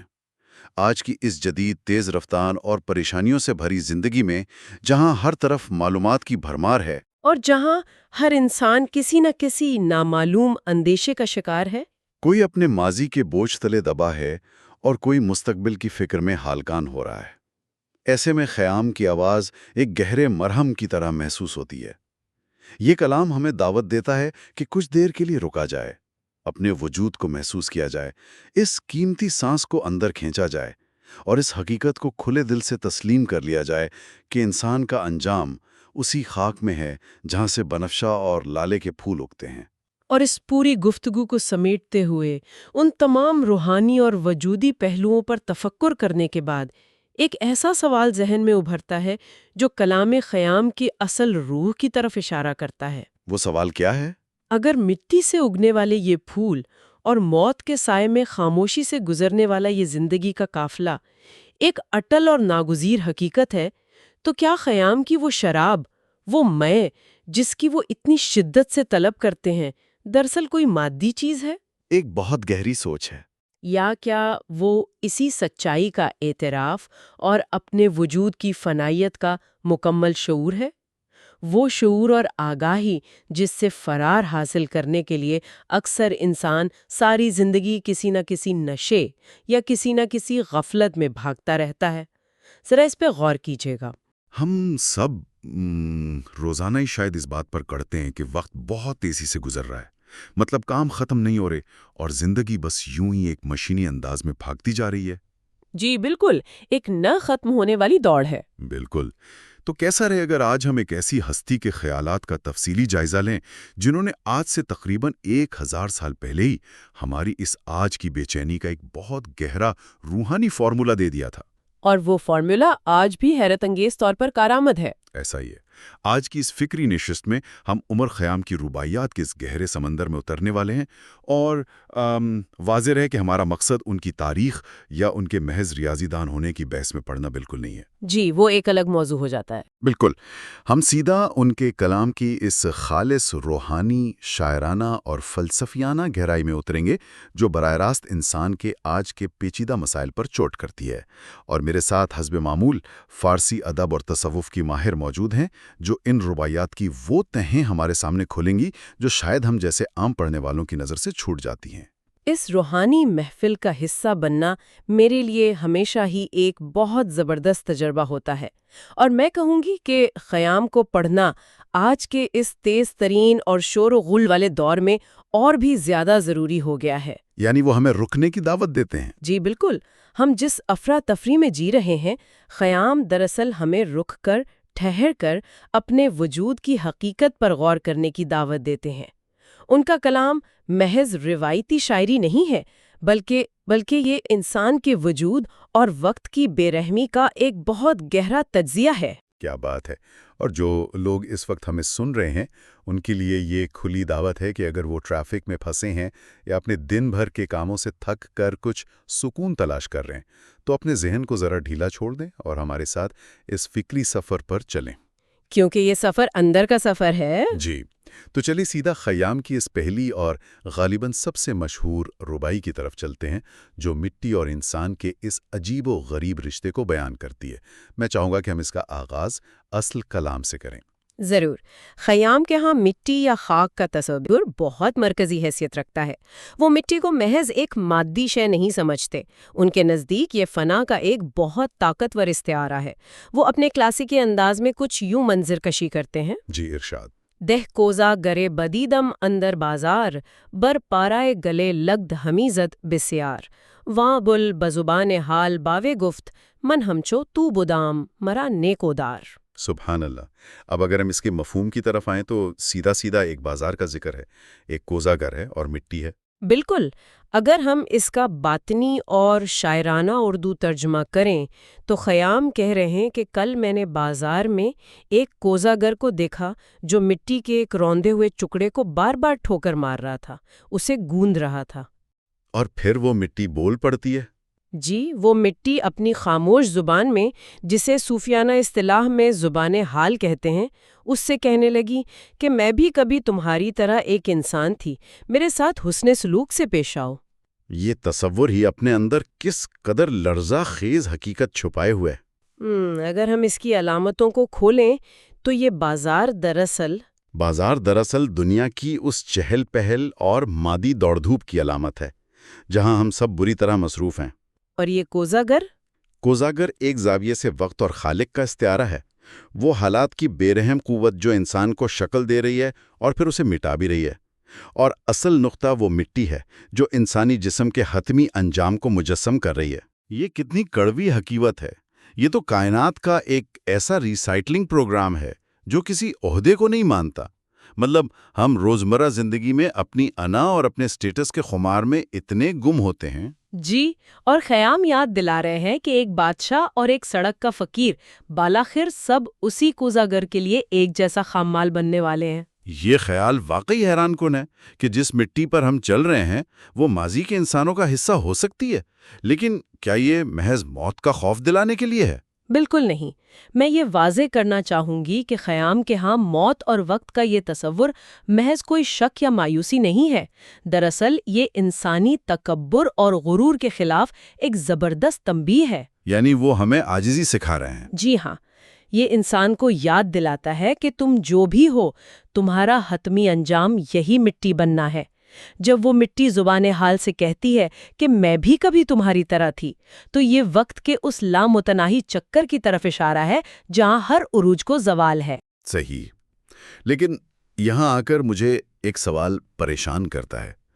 موت اور فنا کا یہ تصور بظاہر بہت بوجھل لگ سکتا ہے، تو کیا خیام ہمیں اسی مایوسی میں چھوڑ دیتے ہیں؟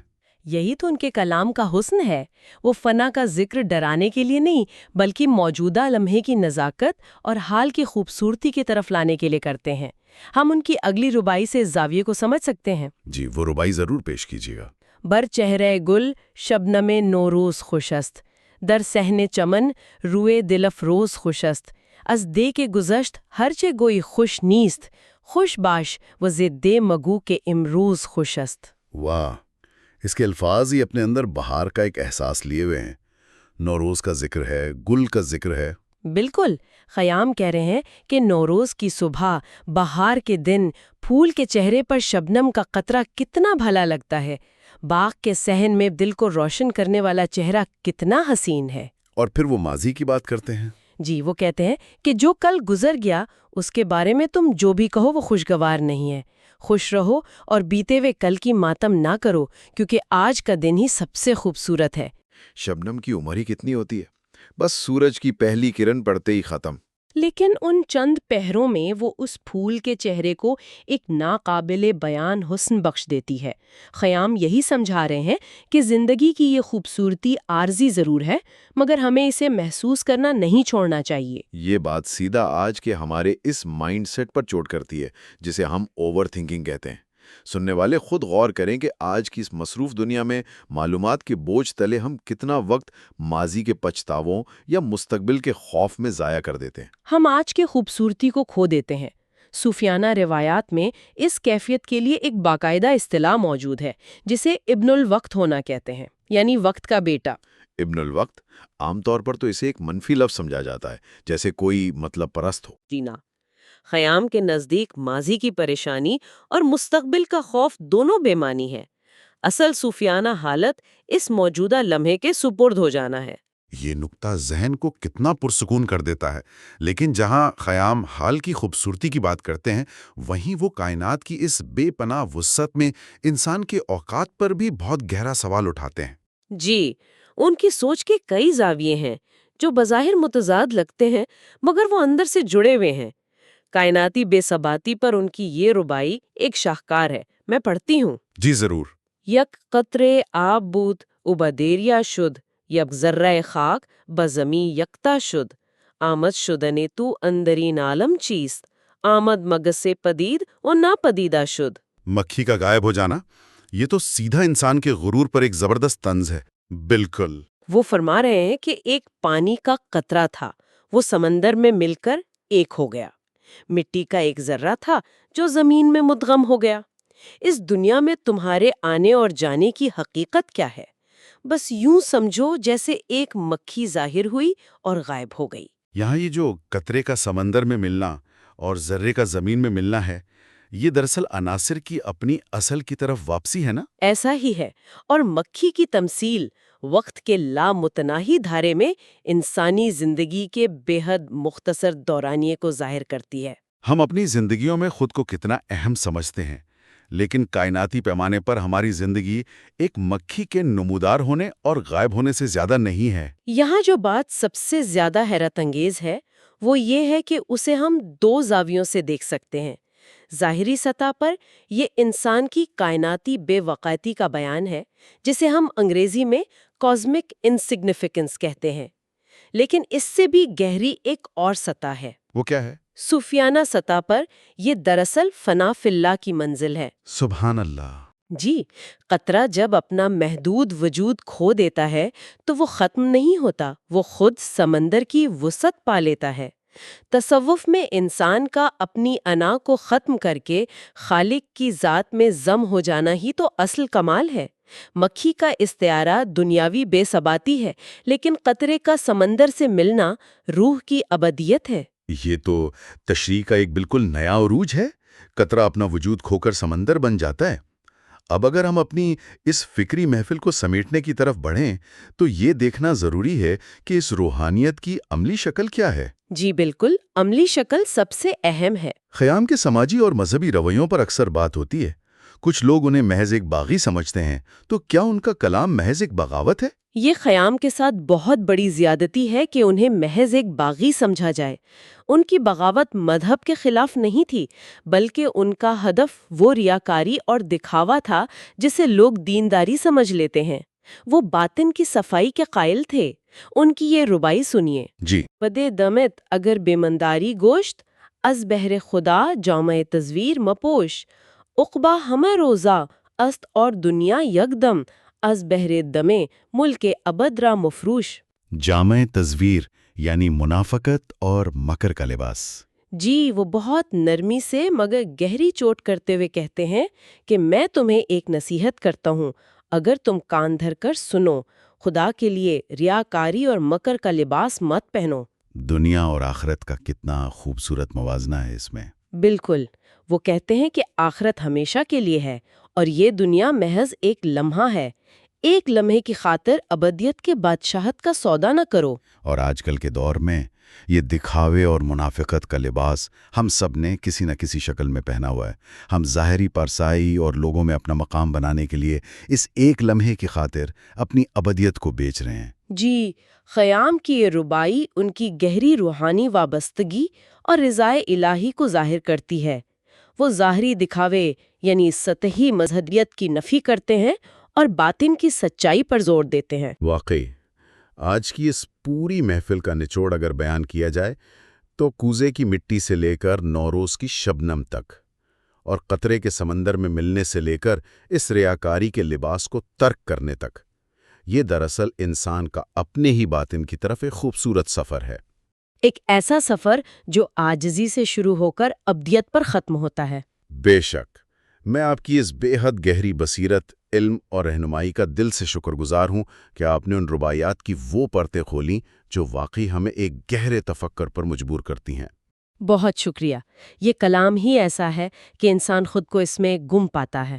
اور اب سننے والوں کے لیے اس نشست کے اختتام پر ایک آخری سوال، ایک ایسا خیال جس سے وہ اپنے ساتھ لے کر جائیں۔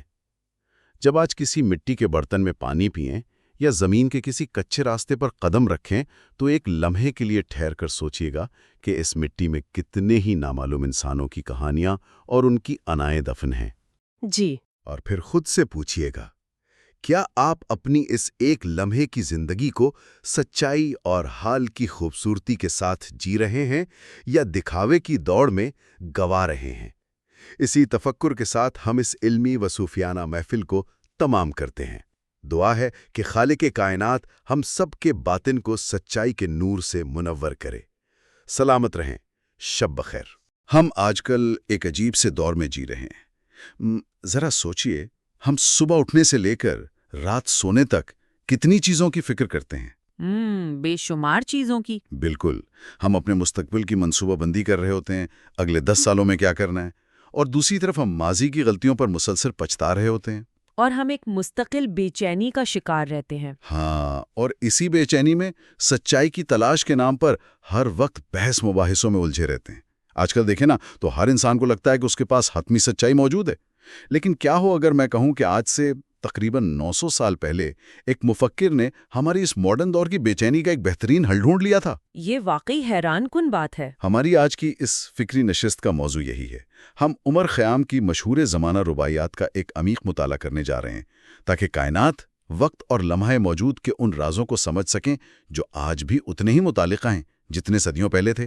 اور اس نشست کو شروع کرنے سے پہلے یہ واضح کرنا بہت ضروری ہے کہ آج ہم کوئی روایتی تاریخی کلاس نہیں لے رہے ہیں۔ جی بالکل۔ مطلب ہم اس بحث میں بالکل نہیں پڑیں گے کہ خیام کی پیدائش کب ہوئی، ان کے سیاسی حالات کیا تھے یا تاریخ میں ان کا کیا مقام ہے۔ ہمارا واحد مقصد ان کے خالص کلام، ان کی شاعری کی گہرائیوں میں اترنا ہے۔ یعنی ہم صرف ان کے روحانی اور فلسفیانہ اضطراب پر بات کریں گے۔ 100%۔ ہم ان کی رباعیات کے ذریعے یہ جاننے کی کوشش کریں گے کہ ایک انسان جب کائنات کی وسعت، وقت کی بے رحمی اور تقدیر کے کھیل کو دیکھتا ہے تو اس کے اندر کیسا اضطراب پیدا ہوتا ہے۔ بالکل، اور یہ بات اس لیے بھی اہم ہے کہ ہم خیام کو اکثر ایک خاص روایتی چشمے سے دیکھتے ہیں۔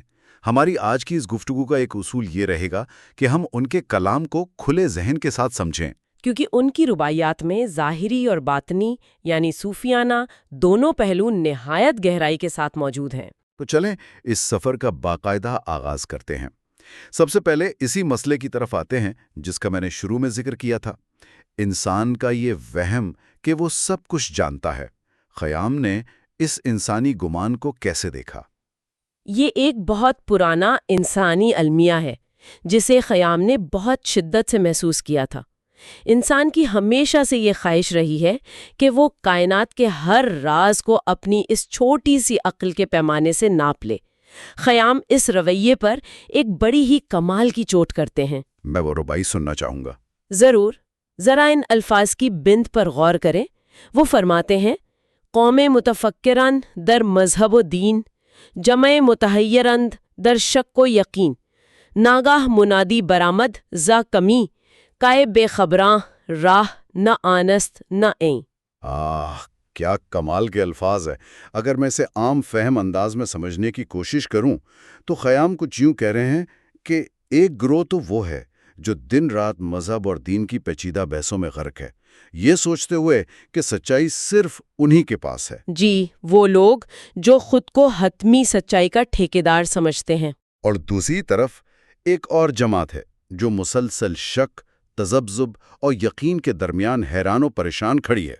اچانک غیب سے یا کسی چھپی ہوئی جگہ سے ایک پکارنے والے کی آواز آتی ہے کہ اے بے خبرو، اصل راستہ نہ یہ ہے اور نہ وہ۔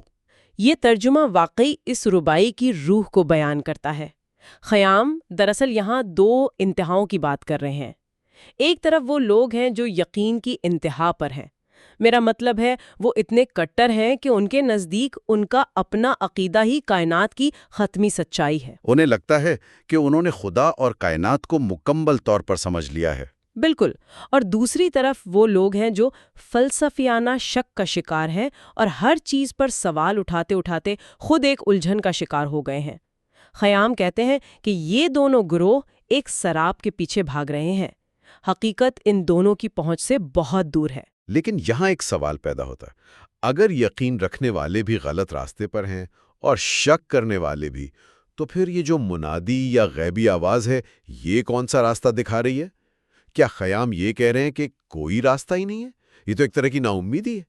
نہیں، یہ نا امیدی ہرگز نہیں ہے، یہ دراصل عاجزی کا پہلا سبق ہے۔ یہ جو منادی ہے نا، یہ انسان کی اپنی روح کی آواز ہو سکتی ہے یا ایک صوفیانہ اشارہ ہو سکتا ہے۔ یہ غیبی آواز انسان کے فکری غرور پر ضرب لگاتی ہے۔ یعنی وہ غرور جو ہمیں یہ سوچنے پر مجبور کرتا ہے کہ ہم سب جانتے ہیں۔ جی، جب وہ آواز کہتی ہے کہ راہ نہ آنست نہ اے، یعنی راستہ نہ یہ ہے نہ وہ، تو اس کا مطلب ہے کہ الوہی حقیقت اور کائنات کے راز اتنے بڑے اور لامحدود ہیں کہ ہم انہیں اپنی چھوٹی سی انسانی منطق، بحثوں اور کتابی حوالوں میں قید نہیں کر سکتے۔ تو صوفیانہ نقطہ نظر سے سچائی تک پہنچنے کا راستہ کیا ہوا؟ وہ راستہ عقل کی لمبی بحثوں سے نہیں بلکہ حیرت، تسلیم اور عاجزی سے ہو کر گزرتا ہے۔ یہ جان لینا کہ میں نہیں جانتا، دراصل جاننے کی پہلی سیڑھی ہے۔ یہ بات واقعی سوچنے پر مجبور کر دیتی ہے۔ مطلب جب ہم یہ تسلیم کر لیتے ہیں کہ ہماری عقل محدود ہے، تو ہمارے اندر کا وہ تکبر ٹوٹ جاتا ہے جو ہمیں دوسروں سے لڑنے پر مجبور کرتا ہے۔ اور جب تکبر ٹوٹتا ہے تو انسان کو کائنات کے سامنے اپنی اصل حیثیت کا اندازہ ہوتا ہے۔ اور شاید انسان کی اس اصل حیثیت کو یاد دلانے کے لیے خیام نے وقت اور تقدیر کا بہت سہارا لیا۔ ہم اکثر ایسا برتاؤ کرتے ہیں جیسے ہم نے ہمیشہ یہاں رہنا ہے۔ یہ ہم سب کی کمزوری ہے۔ ہم بڑی بڑی عمارتیں بناتے ہیں، دنیا بھر کی دولت اکٹھی کرتے ہیں، لیکن خیام ہمیں بار بار خاک یعنی مٹی کی طرف لے جاتے ہیں۔ یہ وقت کا پہیہ ان کی شاعری میں کیسا نظر آتا ہے؟ وقت کی بے رحمی اور انسانی وجود کا فانی ہونا یہ خیام کا ایک بہت ہی نمایاں موضوع ہے۔ وہ دیکھتے ہیں کہ کائنات کا یہ پہیہ کس قدر بے حسی سے گھوم رہا ہے۔ اسے اس بات سے کوئی فرق نہیں پڑتا کہ آپ کون ہیں۔ بالکل نہیں، آپ کتنے بڑے بادشاہ ہیں یا کتنے عظیم مفکر ہیں، وقت کو پرواہ نہیں۔ موت ایک ایسی اٹل حقیقت ہے جو سب کو ایک ہی صف میں کھڑا کر دیتی ہے۔ ان کی ایک بہت ہی دل سوز ربائی ہے جس میں وہ اسی وقت کے ظالم پہیے کا ذکر کرتے ہیں۔ فرمائیے۔ بز خون کسا کے چرخے بے باک بریخت، بز گل کے برآمد از گل و پاک بریخت، بر حسن و جوانی اے پسر غرہ مشو، بز گھنچا نا شگفتہ بر خاک بریخت۔ یہ الفاظ میں ایک عجیب سی اداسی بھی ہے اور ایک بہت سخت حقیقت بھی۔ اس کا ترجمہ کچھ یوں بنتا ہے کہ اس بے باک اور ظالم آسمان یعنی وقت کے پہیے نے کتنے ہی لوگوں کا خون بہایا ہے، کتنے ہی خوبصورت انسان مٹی میں مل گئے۔ ہاں، کتنے ہی خوبصورت پھول اس مٹی سے نکلے اور دوبارہ اسی مٹی میں مل کر خاک ہو گئے۔ اے جوان، اپنے حسن، طاقت اور جوانی پر ہرگز غرور نہ کر، کیونکہ کتنی ہی ایسی کلیاں ہیں جو کھلنے سے پہلے ہی خاک میں مل گئیں۔ یہ آخری لائن بہت طاقتور ہے۔ بالکل، یہ ان کھلی کلیوں کا مٹی میں مل جانا، یہ تو سیدھا دل پر جا کر لگتا ہے۔ یہ ہمیں یاد دلاتا ہے کہ موت کا کوئی وقت مقرر نہیں ہے جو ہم نے اپنے ذہنوں میں سوچ رکھا ہو، وہ کسی بھی وقت آ سکتی ہے۔ جی، اور یہاں خیام کا مقصد ہمیں صرف موت سے ڈرانا نہیں ہے۔ اگر ہم تھوڑا اور گہرائی میں غور کریں تو اس ربائی میں چرخے بے باک، جو وقت یا تقدیر کا بے رحم پہیہ ہے، اور خاک کی علامتیں بہت گہری معنی رکھتی ہیں۔ خاک یعنی مٹی۔ خاک صرف وہ مٹی نہیں ہے جس پر ہم چلتے ہیں۔ خیام کے نزدیک کائنات کا یہ سارا نظام اسی مٹی سے بن رہا ہے اور اسی میں فنا ہو رہا ہے۔ ہم جس مٹی پر قدم رکھتے ہیں وہ دراصل ان گنت خوابوں، بکھرے ہوئے حسن اور پرانی تہذیبوں کا مدفن ہے۔ تو جب خیام کہتے ہیں کہ غرور نہ کر، تو وہ دراصل ہمیں زندگی کی نزاکت کا احساس دلا رہے ہیں۔ بالکل ایسا ہی ہے۔ یہ مٹی ہمیں یاد دلاتی ہے کہ ہماری حتمی منزل کیا ہے۔ یہ فنا کا احساس ہمیں افسردہ کرنے کے بجائے ایک طرح کی بیداری دیتا ہے۔ کیونکہ جب ہمیں یہ پتا ہو کہ کل یہ سب کچھ مٹی ہو جانا ہے، تو شاید ہم آج لوگوں کے ساتھ بہتر سلوک کریں، چھوٹی چھوٹی باتوں پر انا کا مسئلہ نہ بنائیں۔ یہ ایک بہت خوبصورت زاویہ ہے، لیکن یہاں میں ایک تھوڑا سا مختلف رخ اپنانا چاہوں گا۔ جی بتائیے۔ جب ہم خیام کی بات کرتے ہیں تو عام طور پر لوگوں کے ذہن میں ان کی شاعری کا ایک اور پہلو بھی آتا ہے۔ لوگ کہتے ہیں، اچھا اگر زندگی اتنی ہی عارضی ہے اور سب کچھ مٹی ہو جانا ہے تو پھر بس مزے کرو۔ ہاں، یہ ایک بہت عام تاثر ہے۔ اور خیام کی شاعری میں یعنی شراب، میں خانے اور ساقیوں کا ذکر بہت کثرت سے ملتا ہے۔ تو کیا ہم یہ نہ سمجھیں کہ خیام ہمیں ایک لاپرواہ اور دنیاوی عیاشی والی زندگی گزارنے کا مشورہ دے رہے ہیں؟ ظاہری طور پر تو یہی لگتا ہے۔ یہ واقعی ایک بہت اہم اور طویل عرصے سے زیر بحث رہنے والا سوال ہے، اور ظاہری طور پر دیکھنے سے واقعی یہی گمان ہوتا ہے کہ شاید وہ بے فکری کی ترغیب دے رہے ہیں۔ تو پھر اصل بات کیا ہے؟ اگر ہم خیام کے کلام کو صوفیانہ روایات اور اس دور کے معاشرتی تناظر میں رکھ کر دیکھیں تو تصویر بالکل مختلف نظر آتی ہے۔ 11ویں اور 12ویں صدی کا معاشرہ ایسا تھا جہاں ظاہری پارسائی، مذہب کا دکھاوا اور ریاکاری بہت عام تھی۔ لوگ اپنے نیک ہونے کا دکھاوا کرتے تھے۔ جی، لوگ اپنے نیک اعمال پر غرور کرتے تھے اور دوسروں کو حقیر سمجھتے تھے۔ خیام نے ان نام نہاد پارساؤں کے غرور کو توڑنے کے لیے مے خانے کا استعارہ استعمال کیا۔ ذرا اس ربائی کو سنیے، یہ بہت مشہور ہے۔ میں ہمتن گوش ہوں، سرمست بے میں خانہ گزر کردم دوش، پیرے دیدم مست اس سبوئی بردوش، گفتم از خدا شرم نداری اے پیر، گفتہ کرم از خداست میں نوش و خاموش۔ واہ، یہ مکالمہ بہت ہی دلچسپ ہے۔ اس میں ایک پوری کہانی چھپی ہے۔ اگر میں اسے بیان کروں تو کل رات میں مستی کے عالم میں خانے سے گزرا۔ وہاں میں نے ایک بوڑھے شخص کو دیکھا جو خود بھی مست تھا اور اس کے کندھے پر شراب کا مٹکا دھرا تھا۔ اور پھر آپ نے اس سے کیا کہا؟ میں نے اس سے کہا، اے بزرگ، کیا تجھے خدا سے شرم نہیں آتی؟ اور اس نے بڑی بے نیازی سے جواب دیا، خدا کی رحمت بہت وسیع ہے، میں پی اور خاموش رہ۔ اب دیکھیں نا، اگر کوئی عام قاری اسے پڑھے گا تو وہ یہی کہے گا کہ یہ تو کھلم کھلا گناہ کی ترغیب ہے اور خدا کے خوف سے آزادی کا اعلان ہے۔ ہم اس گفتگو کو روحانیت کے خانے میں کیسے فٹ کر سکتے ہیں؟ یہی تو کلاسیکی شاعری کا کمال ہے کہ وہ ظاہری الفاظ کے پردے میں بہت گہرے معنی چھپاتی ہے۔ صوفیانہ روایت میں میخانہ کوئی دنیاوی شراب خانہ یا کلب نہیں ہے۔ تو پھر یہ میخانہ کس چیز کی علامت ہے؟ یہ ایک ایسا روحانی مقام ہے جہاں انسان دنیاوی ریاکاری اور منافقت سے پاک ہو جاتا ہے۔ اور یہ جو پیر یا بزرگ ہے، یہ کوئی عام شرابی نہیں بلکہ ایک عارف کی یعنی ایک صوفی کی علامت ہے۔ اچھا، یعنی یہ کوئی دنیاوی مکالمہ نہیں ہے؟ نہیں، خیام دراصل اس ربائی میں دو رویوں کا تقابل کر رہے ہیں۔ ایک وہ رویہ جو مذہب کو صرف ظاہری عبادات اور ڈرانے دھمکانے کی حد تک سمجھتا ہے، جو سوال کرتا ہے کہ کیا تجھے خدا سے شرم نہیں آتی؟ اور دوسرا رویہ؟ دوسرا رویہ اس بزرگ کا ہے جو خدا کی صفت قہاریت کے بجائے اس کی صفت رحیمی یعنی اس کی رحمت پر کامل یقین رکھتا ہے۔ یعنی یہ ربائی گناہ کی ترغیب نہیں دے رہی، بلکہ یہ اس غرور پر ایک گہرا طنز ہے جو لوگ اپنے نیک ہونے پر کرتے ہیں۔ بالکل، بزرگ کا یہ کہنا کہ کرم از خداست یعنی خدا کی رحمت بے پایاں ہے، دراصل یہ پیغام ہے کہ انسان کی نجات اس کے اپنے ٹوٹے پھوٹے اعمال کے حساب کتاب سے نہیں ہوگی۔ بالکل، نجات صرف اور صرف رب کی رحمت سے ہوگی۔ تو جب اعمال کا غرور ہی نہ رہا تو انسان خاموش ہو کر صرف اس کی رحمت کے سمندر میں غوطہ زن ہو جاتا ہے۔ میں نوش بخاموش۔ کیا بات ہے! بالکل صحیح سمجھا آپ نے۔ یہ ایک روحانی سرشاری کی کیفیت ہے۔ جب انسان کو یہ یقین ہو جائے کہ رب کی رحمت میرے گناہوں اور میری عبادتوں کے غرور دونوں سے کہیں بڑی ہے تو وہ ایک عجیب سی آزادی محسوس کرتا ہے۔ وہ لوگوں کو جج کرنا چھوڑ دیتا ہے۔ وہ خاموش ہو جاتا ہے۔ خیام ہمیں بتا رہے ہیں کہ نجات کا راستہ خوف سے نہیں بلکہ محبت اور رحمت پر بھروسے سے کھلتا ہے۔ اور جب انسان ماضی کے پچھتاووں اور مستقبل کے خوف سے اس طرح آزاد ہو جاتا ہے تو پھر اس کے پاس کیا بچتا ہے؟ کیا بچتا ہے؟ صرف اور صرف ایک چیز، حال، یعنی لمحہ موجود۔ اور یہ وہ مقام ہے جہاں آ کر خیام کی پوری فلسفی اپنے عروج پر پہنچ جاتی ہے۔ ہم آج کل مائنڈ فلنس اور پاور آف ناؤ جیسی مغربی کتابیں پڑھتے ہیں اور سوچتے ہیں کہ یہ کوئی بہت جدید تصور ہے کہ حال میں جینا سیکھو۔ حالانکہ ہماری اپنی روایت میں یہ صدیوں سے موجود ہے۔ بالکل، خیام تو 900 سال پہلے یہی فارمولا دے کر جا چکے ہیں۔ ہم ہمیشہ ایسی اڑ میں رہتے ہیں کہ ہم کہاں سے آئے، زندگی کا مقصد کیا ہے، مرنے کے بعد کہاں جائیں گے۔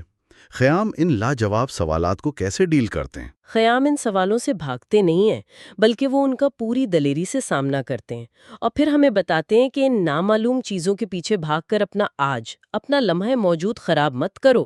وہ موت کی حقیقت کو تسلیم کرتے ہوئے حال کو گلے لگانے کا درس دیتے ہیں۔ جی، اور ان کی یہ سوچ اس مشہور ربائی میں بہت خوبصورتی سے قید ہے۔ ذرا سنیے، دریا کے از روح جدا خواہی رفت، در پردہ اسرار خدا خواہی رفت، میں خور کے ندانی ز کجا آمدہ، خوش باش ندانی کے کجا خواہی رفت۔ یہ الفاظ واقعی رونگٹے کھڑے کر دینے والے ہیں۔ اس کا مفہوم کچھ یوں ہے کہ یہ بات اچھی طرح جان لے کہ ایک دن تو اپنے جسم اور روح کی اس قید سے جدا ہو جائے گا۔ روح جسم کا ساتھ چھوڑ دے گی اور تو خدا کے ان رازوں کے پردے کے پیچھے چلا جائے گا جنہیں آج تک کوئی نہیں جان سکا۔ اس دنیا میں رہتے ہوئے زندگی کی میں پی لے کیونکہ تو نہیں جانتا کہ تو کہاں سے آیا ہے، اور خوش رہے کیونکہ تو یہ بھی نہیں جانتا کہ تجھے آخرکار کہاں جانا ہے۔ یہ ایک مکمل فلسفہ حیات ہے۔ اب یہاں جو بات مجھے سب سے زیادہ ہٹ کرتی ہے وہ یہ ہے کہ ہم انسان ہر چیز کا کنٹرول اپنے ہاتھ میں رکھنا چاہتے ہیں۔ ہم جاننا چاہتے ہیں کہ آگے کیا ہوگا، اور یہیں سے ہماری ساری ٹینشن پیدا ہوتی ہے۔ خیام ہمیں اسی نامعلوم، اسی اننون کو قبول کرنے کا کہہ رہے ہیں۔ جی ہاں، یہ دراصل انسان کی بے بسی کو قبول کرنے اور پھر اس بے بسی کے اندر ایک گہرا سکون تلاش کرنے کا فلسفہ ہے۔ خیام ہمیں بتا رہے ہیں کہ ماضی کیا ہے، ایک بند کتاب جس کے صفحات ہم پلٹ نہیں سکتے کہ ہم کہاں سے آئے۔ اور مستقبل ایک ایسا اسرار ہے جس پر پردہ پڑا ہوا ہے، پردہ اسرار خدا۔ اب جب ماضی آپ کے ہاتھ میں نہیں اور مستقبل ایک راز ہے تو آپ کے پاس حقیقی معنوں میں کیا چیز موجود ہے؟ صرف اور صرف یہ لمحہ، یہ سانس جو ہم اس وقت لے رہے ہیں۔ بالکل، یہی ہماری واحد حقیقت ہے۔ اور اسی لیے وہ کہتے ہیں کہ میں خور اور خوشباش۔ تو یہاں بھی میں پینے کا مطلب یہ نہیں ہے کہ انسان اپنے ہوش و حواس کھو بیٹھے اور غفلت میں پڑ جائے، بلکہ اس کا مطلب تو بالکل الٹ ہے۔ جی، اس کا مطلب غفلت نہیں بلکہ بیداری ہے۔ اس کا مطلب ہے کہ اپنے حواس کو پوری طرح بیدار کرو اور اس لمحے کا سارا رس، ساری خوبصورتی اپنے اندر اتار لو، کیونکہ یہ لمحہ، یہ وقت دوبارہ نہیں آئے گا۔ یہاں مینوشی لمحہ موجود میں پوری شدت کے ساتھ زندہ رہنے کی علامت ہے۔ یہ قدرت کی دی ہوئی اس زندگی کو پوری طرح محسوس کرنے کا نام ہے۔ یعنی ہم موت کے خوف میں اپنا آج برباد نہ کریں۔ خیام یہی کہتے ہیں کہ جب ہمیں پتہ ہے کہ موت ایک اٹل حقیقت ہے، ہم سب نے اس پردہ اسرار کے پیچھے چلے جانا ہے، تو پھر اس خوف میں ہم اپنا آج کیوں ضائع کریں؟ کل کی پریشانی، کل کا ڈر، یہ سب وہ زنجیریں ہیں جو ہمیں زندگی کو محسوس کرنے سے روکتی ہیں۔ اور کائنات کی حیرتوں، اس کے حسن اور اس کی چھوٹی چھوٹی خوشیوں کو صرف اسی صورت میں محسوس کیا جا سکتا ہے جب ہم آج کے اس لمحے میں پوری طرح موجود ہوں۔ یعنی فکر فردہ اور گزشتہ کل کے غم دونوں کو ایک طرف رکھ کر اس لمحے کو گلے لگا لینا ہی اصل حکمت ہے۔ اگر ہم آج کی اس پوری گفتگو کو سمیٹیں تو یہ کتنا حیران کن سفر رہا ہے۔ بہت ہی گہرا اور روح پرور سفر۔ ہم نے شروعات کی اس تکبر سے جو انسان کو یہ سوچنے پر مجبور کرتا ہے کہ وہ کائنات کے سارے راز جانتا ہے، اور خیام نے ہمیں بتایا کہ حقیقت انسان کی محدود عقل سے ماورا ہے۔ پھر انہوں نے ہمیں مٹی اور فنا کی یاد دلائی۔ ہاں، تاکہ ہمارا غرور ٹوٹے اور ہم عاجزی سیکھیں۔ اس کے بعد انہوں نے نام نہاد پارسائی کے خول کو توڑ کر ہمیں رب کی بے پناہ رحمت پر بھروسہ کرنا سکھایا، اور آخر میں ان تمام فلسفوں کو ایک نقطے پر لا کر کھڑا کر دیا کہ زندگی کا اصل راز اسی لمحے کو پوری طرح جینے میں ہے جو ہمارے ہاتھ میں ہے۔ یہ ایک بالکل مکمل اور جامع خلاصہ ہے۔ خیام کا کلام واقعی ہمیں اپنے اندر جھانکنے پر مجبور کرتا ہے، اور اب جب ہم اس فکری اور روحانی نشست کے اختتام کی طرف بڑھ رہے ہیں تو میں چاہوں گی کہ ہم سب ایک خیال پر، ایک سوال پر کچھ دیر کے لیے غور کریں۔ ضرور بتائیے۔ ہم انسانوں کی عادت ہے کہ ہم اس لمحے موجود کو کوئی خاص اہمیت نہیں دیتے۔ ہم حال کو محض ایک گزرگاہ، ایک پل سمجھتے ہیں جس کے ذریعے ہم نے اپنے کسی شاندار مستقبل تک پہنچنا ہے۔ ہم آج کا دن آنے والے کل کی فکر میں قربان کر دیتے ہیں۔ جی، لیکن خیام کے اس پورے فلسفے کو سمجھنے کے بعد کیا یہ ممکن ہے کہ حقیقت اس کے بالکل برعکس ہو؟ کیا مطلب؟ کس طرح برعکس ہو؟ یہ ایک بہت گہری بات لگ رہی ہے۔ مطلب یہ کہ ذرا سوچئے، کیا یہ ممکن ہے کہ حال کا یہ جو ایک چھوٹا سا ننھا سا لمحہ ہے، یہی وہ واحد مقام ہو جہاں اصل ابدیت یعنی ایٹرنیٹی بستی ہو؟ کیا یہ ممکن ہے کہ ہم جس ابدیت کو مستقبل میں یا مرنے کے بعد تلاش کر رہے ہیں وہ دراصل اسی لمحے کے اندر چھپی ہو جس میں ہم ابھی موجود ہیں، اور خیام کی پیش کردہ یہ میں جس کا وہ بار بار ذکر کرتے ہیں وہ کوئی مشروب نہیں بلکہ آنے والے کل کی تلاش اور پریشانی کو ترک کر کے آج کے دن کو، اس ایک سانس کو پوری سچائی اور گواہی کے ساتھ جینے کا حوصلہ ہو؟ مستقبل کی دھند میں تلاش کر رہے ہیں، وہ تمام عمر ہمارے اسی لمحے میں ہمارے ساتھ تھی جسے ہم نظر انداز کرتے رہے۔ ہم اپنی اس روحانی اور فکری مجلس کو، اس عمیق مطالعے کو یہیں اسی سوال کے ساتھ چھوڑتے ہیں، تاکہ ہم سب اس پر غور کر سکیں۔ اسی امید کے ساتھ کہ خیام کی یہ صدائیں وقت اور تقدیر کے اس شور شرابے میں ہمارے اندر کوئی ایسا سکون پیدا کریں گی جو ہمیں لمحے موجود میں سانس لینا سکھائے۔ اس فکری نشست میں ہمارے ساتھ جڑنے کا شکریہ۔ خیالات کے سفر میں ہم سب کے لیے بہت سا ٹھہراؤ اور سکون۔ آج کی اس روحانی محفل میں ہم نے تاریخ اور مابعد الطبیعیاتی فلسفے، یعنی ان حقیقتوں جو ہماری اس مادی دنیا سے پرے ہیں، ان پر مبنی مقالوں کا ایک ایسا خزانہ اکٹھا کیا ہے جو ہمیں روزمرہ کی اس مشینی زندگی سے نکال کر ایک انتہائی تفکری اور پرسکون سفر پر لے جائے گا۔ بالکل ایسا ہی ہے۔ ہمارے سامنے آج عمر خیام کی رباعیات پر لکھی گئی کچھ بہت ہی جدید ریسرچز اور کلاسیکی صوفیانہ تبصروں کا نچوڑ موجود ہیں۔ ہمارا مقصد آج محض ایک روایتی بحث کرنا یا کچھ اشعار پڑھ کر گزر جانا نہیں ہے، بلکہ ان مقالوں کی روشنی میں وہ راز کھوجنا ہے جو صدیوں سے انسان کو الجھائے ہوئے ہیں۔ جی، اور ہم یہ جاننے کی کوشش کریں گے کہ ان رباعیات میں چھپا ہوا وجود کا اصل راز کیا ہے، وقت کی حقیقت کیا ہے، اور اس وسیع کائنات میں انسان کا اصل مقام کیا ہے۔ صحیح۔ تو اس روحانی سفر پر نکلنے سے پہلے میں سوچ رہا تھا کہ ہماری آج کی ریسرچز کا ایک بڑا دلچسپ پہلو یہ ہے کہ وہ خیام کے کلام میں موجود کلیدی علامات کو کس طرح دیکھتی ہیں۔ یہ بہت اہم نکتہ ہے۔ دیکھیں، چونکہ یہ کلام اور اس کی علامتیں عام طور پہ جانی پہچانی جاتی ہیں، تو محققین اس بات پر زور دیتے ہیں کہ ہم خیام کے ہاں مے یا شراب کے استعارے کو محض ایک روایتی نشے تک محدود نہ رکھیں۔ یعنی اس کا کوئی باطنی مطلب ہے؟ بالکل۔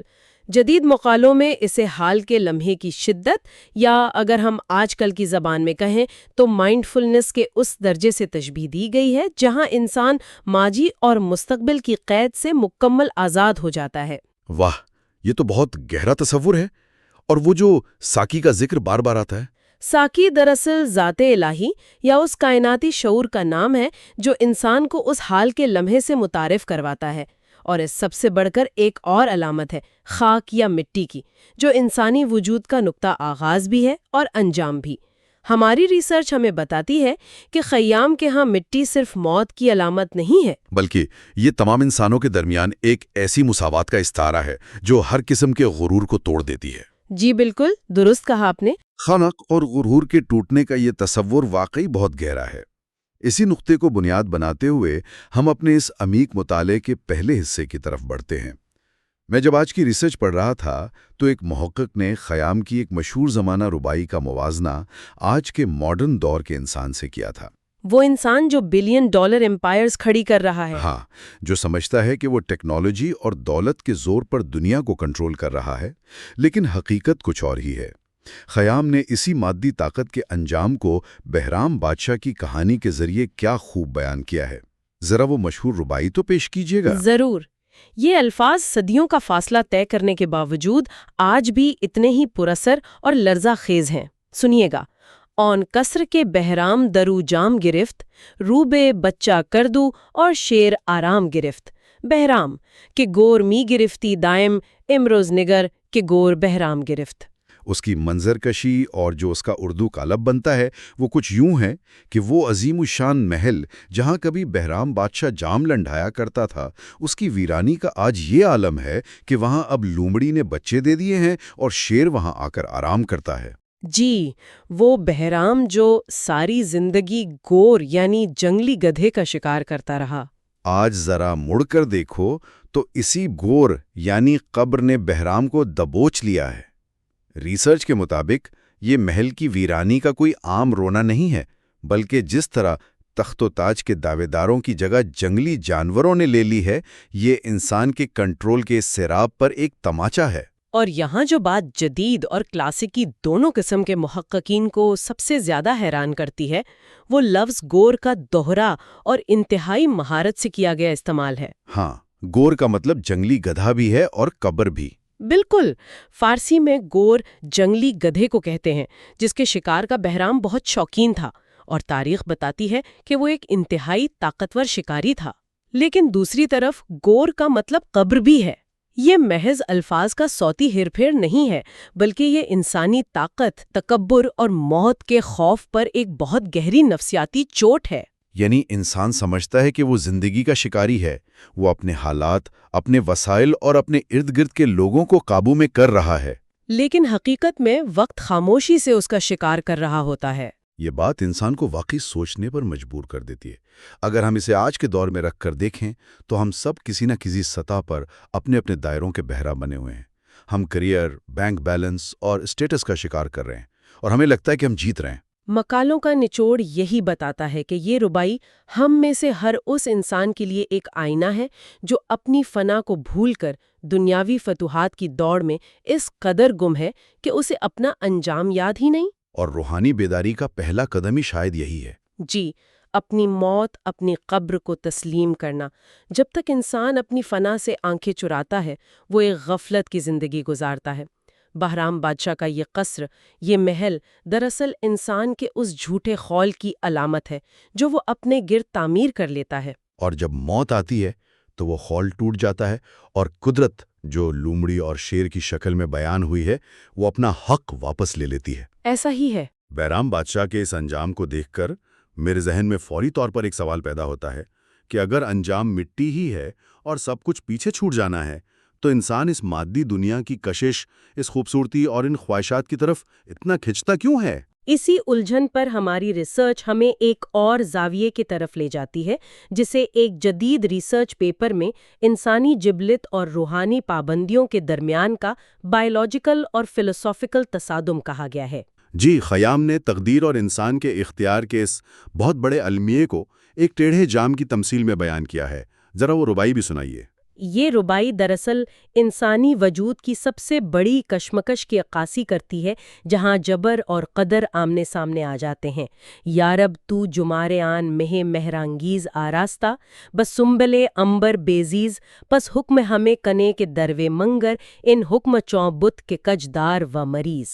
کجدار و مریض، اس کا مفہوم کچھ یوں ہے کہ اے رب، تو نے اس محبت جگانے والے چاند جیسے محبوب کا حسن پیدا کیا اور اسے امبر بکھیرنے والی خوشبودار زلفوں سے خود سنوارا، اور پھر تو ہی ہمیں یہ حکم بھی دیتا ہے کہ اس کی طرف نہ دیکھ۔ یہ تضاد دیکھیں۔ ہاں، یہ حکم تو بالکل ایسا ہی ہے کہ پیالے کو ٹیڑھا بھی رکھو اور یہ بھی کہو کہ اس میں سے ایک قطرہ بھی چھلکنے نہ پائے۔ میں جب اس پر مختلف تشریحات پڑھ رہا تھا تو مجھے حیرت ہوئی کہ ہم آج کے دور میں بھی بالکل اسی کشمکش کا شکار ہیں۔ ہمارے چاروں طرف میڈیا، اشتہارات اور سوشل میڈیا کے ذریعے حسن اور خواہشات کا ایک جال بچھا ہوا ہے، جو ہمیں اپنی طرف کھینچتا ہے، اور دوسری طرف اخلاقی اور روحانی تقاضے ہیں جو کہتے ہیں کہ اپنی توجہ مت بھٹکنے دو۔ آپ نے اس کا بالکل درست تجزیہ پیش کیا۔ یہی تو انسانی زندگی کا سب سے بڑا اور مشکل استعارہ ہے، کجدارو مریض، یعنی جام کو ترچھا رکھو مگر قطرہ نہ گرے۔ یہ ایک ناممکن سی حالت ہے۔ یہاں خیام نے جبر اور قدر کے فلسفے کو انتہائی خوبصورتی سے سمیٹا ہے۔ انسان کو مادی دنیا کے بے پناہ حسن، خواہشات اور جبلتوں کے بیچ پیدا کیا گیا ہے، اور پھر اس سے توقع کی جاتی ہے کہ وہ ان کی طرف مائل نہ ہو۔ بالکل۔ لیکن ذرا غور کریں، اگر ہم اسے صرف اپنی کمزوری مان لیں تو کیا یہ خدا سے ایک طرح کا شکوہ یا تھوڑی سی بغاوت نہیں محسوس ہوتی؟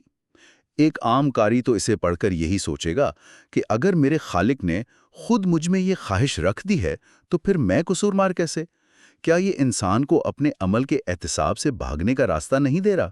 یہ ایک بہت اہم سوال ہے، اور بہت سے تنقید نگار بھی شروع میں یہی سمجھتے ہیں، لیکن صوفیانہ اور گہرے فلسفیانہ مقالوں کا مطالعہ اس بات پر روشنی ڈالتا ہے کہ بظاہر یہ بغاوت محسوس ہوتی ہے، لیکن باطن میں یہ اس الہی امتحان کا انتہائی گہرا اعتراف ہے۔ یعنی یہ عاجزی کا مقام ہے۔ جی، صوفیانہ نقطہ نظر سے دیکھیں تو یہ انسان کی بے بسی کا اظہار ہے کہ اے خالق، تو نے مٹی کے اس پتلے میں خواہش کی آگ بھی رکھ دی اور اس پر روحانی ضوابط کی پابندی بھی لگا دی۔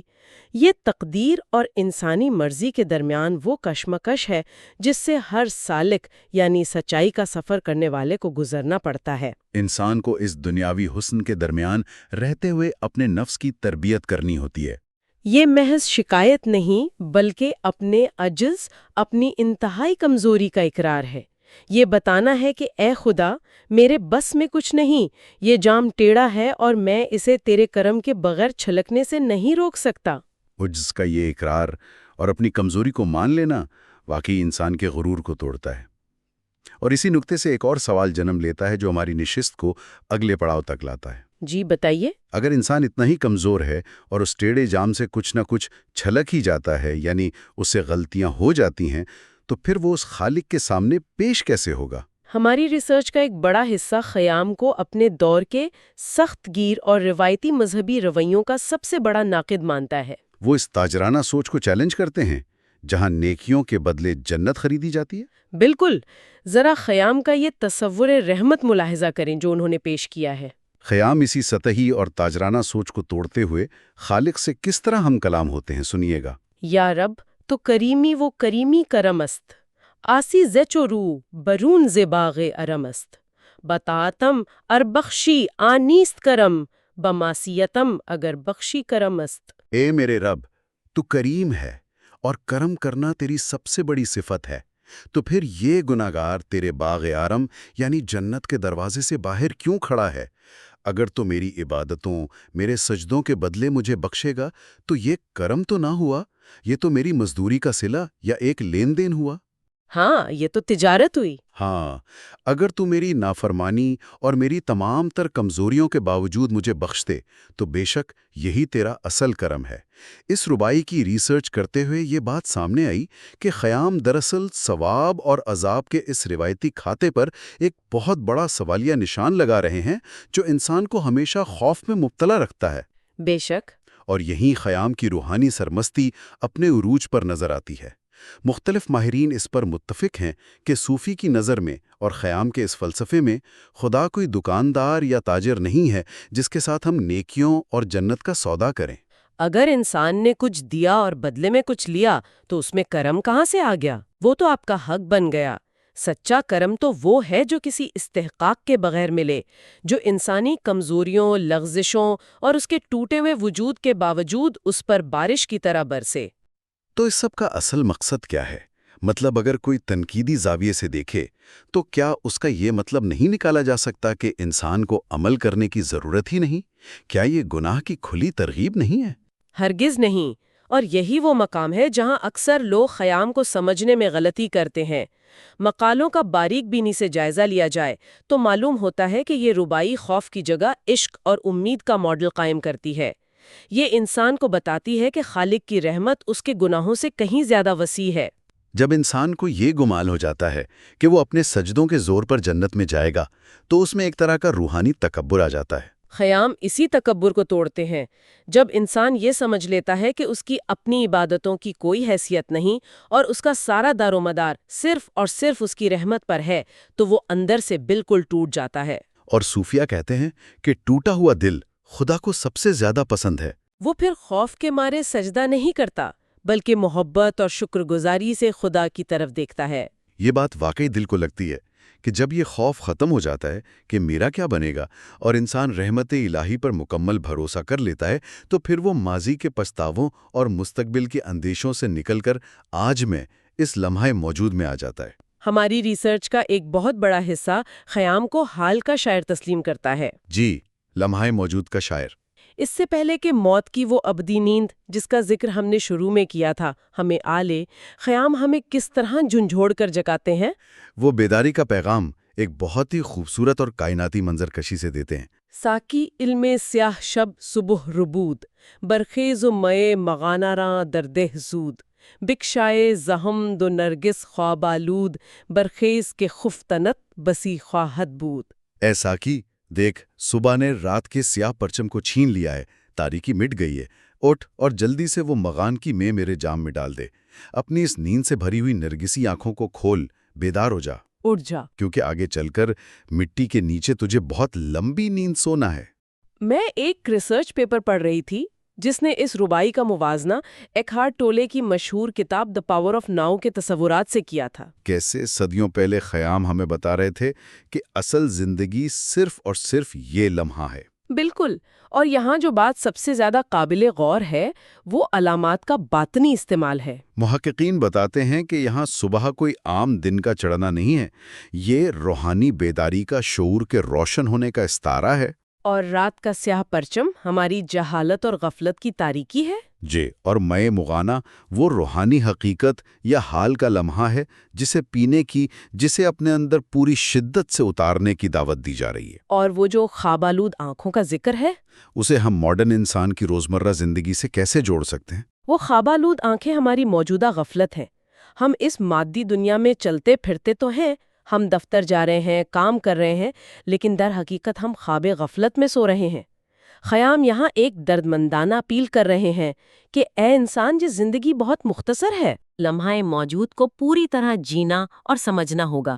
اگر ہم یہ لمحہ گوا دیں گے تو ہمارے پاس سوائے اس لمبی نیند کے اور کچھ نہیں بچے گا. یعنی کل کی فکر اور ماضی کے بوجھ کو چھوڑ کر آج کے اس لمحے میں جو حقیقت چھپی ہے اسے پہچانو، کیونکہ وقت تیزی سے ریت کی طرح مٹھی سے پھسل رہا ہے. ایسا ہی ہے. اب سوال یہ پیدا ہوتا ہے کہ جب انسان اس لمحے کو پہچان لیتا ہے، جب وہ اس خواب آلود کیفیت سے پوری طرح بیدار ہو جاتا ہے، تو پھر کیا ہوتا ہے؟ اس کا دنیا کو دیکھنے کا زاویہ کیسے بدلتا ہے؟ یہ ہماری آج کی ریسرچ کا وہ حتمی مقام ہے جسے مقالوں میں الٹیمیٹ لبریشن یا دنیاوی قید سے مکمل آزادی کہا گیا ہے. سالک کی نظر میں پھر دنیا کیسی لگتی ہے؟ جب بیداری مل جاتی ہے تو دنیا کے تمام تضادات ختم ہو جاتے ہیں. سالک کس مقام پر پہنچتا ہے اسے اس ربائی میں سنیے. در چشم محققان چه زیبا چه زشت، منزلگاہ عاشقان چه دوزخ چه بہشت، پوشیدن بے دلان چه اطلس چه پلاس، زیر سر عاشقان چه بالین چه خشت. جو لوگ حقیقت کو پا لیتے ہیں ان متلاشیوں کی آنکھ میں کیا خوبصورت اور کیا بدصورت. ان کے لیے حسن اور بدصورتی کی کوئی تفریق نہیں رہتی. جو عاشق ہیں ان کی منزل کے لیے کیا دوزخ کا خوف اور کیا جنت کا لالچ. اور جو بے دل ہیں، جو اپنا دل محبوب حقیقی کو دے چکے ہیں، ان کے پہننے کے لیے کیا خالص ریشم اور کیا معمولی ٹاٹ. ان عاشقوں کے سر کے نیچے نرم و گداز تکیہ ہو یا کوئی کھردری اینٹ، انہیں بھلا کیا فرق پڑتا ہے؟ اگر ہم اس پر غور کریں تو یہ ربائی انسان کی دو سب سے بڑی کمزوریوں پر وار کرتی ہے. پہلا روحانی خوف اور لالچ، اور دوسرا دنیاوی رتبے کی ہوس. یہی خیام کے فلسفے کا نچوڑ ہے. اگر ہم اس بات کو وسیع تر تناظر میں دیکھیں تو انسان کی ساری زندگی دو ہی چیزوں کے گرد گھومتی ہے، خوف اور لالچ. ہمیں دوزخ کا خوف ہے، جنت کی لالچ ہے. ہمیں غریبی کا ٹاٹ پہننے کا، اینٹ پر سونے کا خوف ہے، اور ریشم، مخمل اور محلات کی لالچ ہے. ہمارے سارے توانائیاں انہی چیزوں کے حصول یا ان سے بچنے میں صرف ہو جاتی ہیں.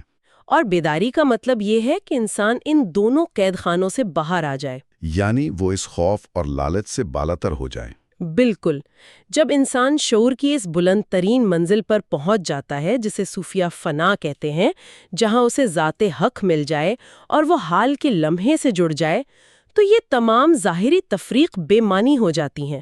اس کے لیے سونا اور مٹی برابر ہو جاتے ہیں۔ زمان و مکان کی قید، خوبصورتی اور بدصورتی کے پیمانے، دنیاوی عزت اور ذلت کے معیار سب ٹوٹ جاتے ہیں۔ یہ دراصل مکمل آزادی کا مقام ہے۔ یہ اس بات کا اعلان ہے کہ جب اندر کی دنیا روشن ہو جائے تو باہر کے حالات، چاہے وہ اینٹ ہوں یا مخمل، سالک کے سکون کو غارت نہیں کر سکتے۔ یہ کس قدر گہری بات ہے! ہم نے آج کے اس عمیق مطالعے میں وقت کی بے رحمی، موت کی حقیقت، تقدیر اور انسان کے اختیار کی کشمکش اور رحمت الہی کے جن پہلوؤں پر ریسرچ کی روشنی میں غور کیا ہے، اس سے یہ بات پوری طرح واضح ہوتی ہے کہ خیام کا کلام ہمیں یہ سکھاتا ہے کہ ہماری ہستی کتنی عارضی ہے۔ اور وہ سب کچھ جس کے پیچھے ہم اپنی زندگیاں ضائع کر دیتے ہیں، وہ ایک دن خاک میں مل جانے والا ہے۔ اور اس خاک میں مل جانے کے تصور کو، جیسا کہ آج کی ہماری ساری گفتگو کا مرکز رہا ہے، محض مایوسی نہیں سمجھنا چاہیے۔ خیام کا کلام ایک الارم کلاک کی طرح ہے۔ یہ ایک بیداری کی صدائے حق ہے۔ یہ ہمیں جھنجھوڑ کر بتاتا ہے کہ انسان چاہے کتنا ہی غرور کر لے، چاہے اس کے پاس بہرام جیسے محل ہوں یا کھنڈر، وہ گناہوں میں ڈوبا ہو یا سجدوں میں، اس کا دنیاوی انجام صرف مٹی ہے۔ اس لیے لمحہ موجود کی قدر کریں۔ دنیاوی نفرتوں، لالچ اور خوف سے آزاد ہو کر اس خالق کی وسعت رحمت پر مکمل بھروسہ رکھیں اور حال کے لمحے میں حقیقت کو تلاش کریں۔ آج کی اس نشست کو سمیٹتے ہوئے ایک ایسا خیال ہے جو اس ساری گفتگو اور ریسرچ کے بعد ذہن میں ابھرتا ہے کہ خیام بار بار ہمیں یاد دلاتے ہیں کہ جس مٹی پر ہم چل رہے ہیں، یہ کوئی عام مٹی نہیں، یہ ماضی کے عظیم بادشاہوں، حسیناؤں، متلاشیوں اور عاشقوں کی خاک ہے۔ ذرا سوچنے کا مقام ہے، اگر ہمارا سارا وجود، ہمارے جسم کا ہر ذرہ ان گزرے ہوئے لوگوں کی خاک سے ہی بنا ہے، تو آج ہم انجانے میں کس کی کہانی جی رہے ہیں؟ اور کل جب ہم خود بھی مٹی بن جائیں گے تو وہ کون ہوگا جو اس مٹی یعنی ہماری خاک سے بنی پیالی میں زندگی کا نیا جام پیے گا؟ یہ واقعی ایک ایسا سوال ہے جو انسان کو بہت گہری سوچ میں مبتلا کر دیتا ہے۔ ہم آج کے سفر کو اسی تفکر اور خاموشی پر تمام کرتے ہیں۔ آج کے اس عمیق مطالعے میں ہم ایک انتہائی پرسکون اور صوفیانہ محفل کا آغاز کر رہے ہیں۔ ہمارا مقصد کسی تاریخی بحث یا کسی سوانح عمری کی الجھنوں میں پڑنا نہیں ہے، بلکہ آج ہم صرف اور صرف عمر خیام کی رباعیات کے خالص کلام میں ڈوب جانا چاہتے ہیں۔ جی بالکل، اور آج کی یہ محفل اگر ہم دیکھیں تو وقت کی بے ثباتی، موت، تقدیر اور سب سے بڑھ کر جو حال کا لمحہ ہے اس کی اہمیت کے گرد گھومے گی۔ خیام کے کلام میں ایک عجیب سی کشش ہے۔ صحیح۔ اور خیام کے جو مخصوص استعارے ہیں جیسے میں، ساقی اور خاک، بظاہر تو یہ بڑے عام سے لفظ لگتے ہیں۔ ہاں، لیکن ان کے ظاہری اور باطنی معنی کس طرح مختلف ہیں اس پر ہم روشنی ڈالیں گے۔ یہ محض دنیاوی استعارے نہیں ہیں، بلکہ ان کے اندر بہت گہرے اسرار چھپے ہیں۔ بالکل، اور ہم کوشش کریں گے کہ سننے والوں کے لیے ان پرتوں کو کھولیں۔ تو چلیے پہلی ربائی سے اس روحانی سفر کا آغاز کرتے ہیں جو بیداری اور موجودہ لمحے کے جشن کے حوالے سے ہے۔ ضرور، یہ ربائی میری پسندیدہ بھی ہے۔ میں اس کی فارسی تلاوت پیش کرتی ہوں تاکہ وہ کلاسیکی خوبصورتی محسوس کی جا سکے۔ خورشید کمند صبح بر بام افغند، کہ خسروئے روز بادہ در جام افغند۔ واہ! اور آگے ہے می خور کے منادی سحر گے خیزاں، آواز اشربو در ایام افغند۔ اس کا اگر ہم شاعرانہ اردو ترجمہ دیکھیں تو وہ کچھ یوں بنتا ہے کہ سورج نے صبح کی سنہری کمند چھت پر ڈال دی ہے، دن کے بادشاہ نے روشنی کی شراب پیالے میں انڈیل دی ہے، پی لے کہ صبح سویرے بیدار کرنے والے منادی نے زمانے میں پیو کی صدا بلند کر دی ہے۔ اس کی منظر نگاری کمال کی ہے۔ پہلے مصرے میں سورج کی کرنوں کو چھت پر پھینکی گئی ایک کمند یعنی رسی سے تشبیہ دی گئی ہے جو رات کے اندھیرے کو قید کر لیتی ہے۔ جی، اور دوسرے مصرے میں سورج کو ایک عظیم بادشاہ یعنی کہ خسرو کہا گیا ہے جو دنیا کے اس بڑے سے پیالے میں دن کی روشنی، جسے وہ شراب یا بادہ کہہ رہے ہیں، وہ ڈال رہا ہے۔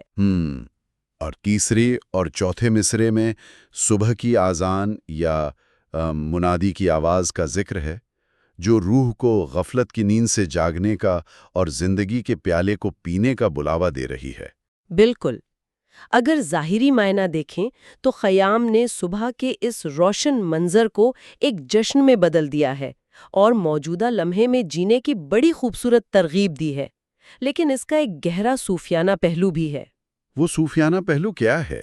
کیونکہ دیکھیں، بظاہر تو یہ صرف شراب نوشی کی دعوت لگتی ہے نا؟ نہیں، یہ محض شراب نوشی کی دعوت نہیں ہے۔ صوفیانہ تناظر میں یہ دراصل روحانی بیداری کی علامت ہے۔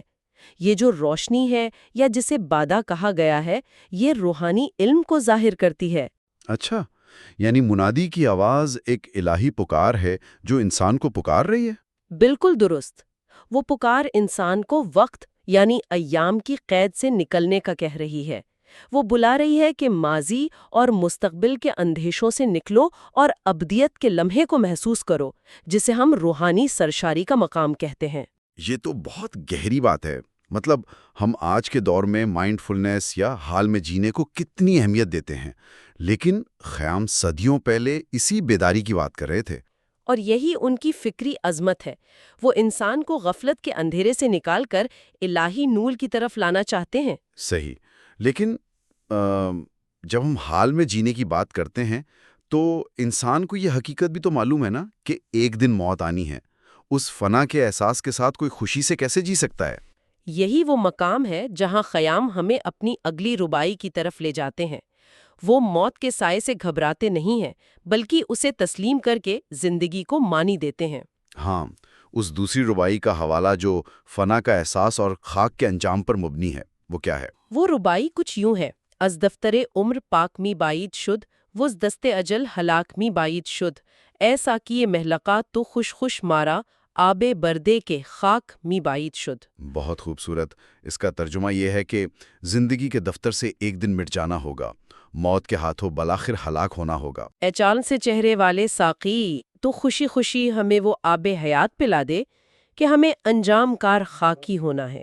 اگر ہم اس کے ایک ایک مصرے کی تشریح کریں تو پہلا مصرع زندگی کو ایک دفتر یا ایک کھاتے سے تشبیہ دے رہا ہے جس سے ہمارا نام ایک دن مٹا دیا جائے گا۔ جی، اور دوسرا مصرع موت یعنی اجل کی حتمی حقیقت کو بیان کر رہا ہے، جس سے فرار بالکل ناممکن ہے۔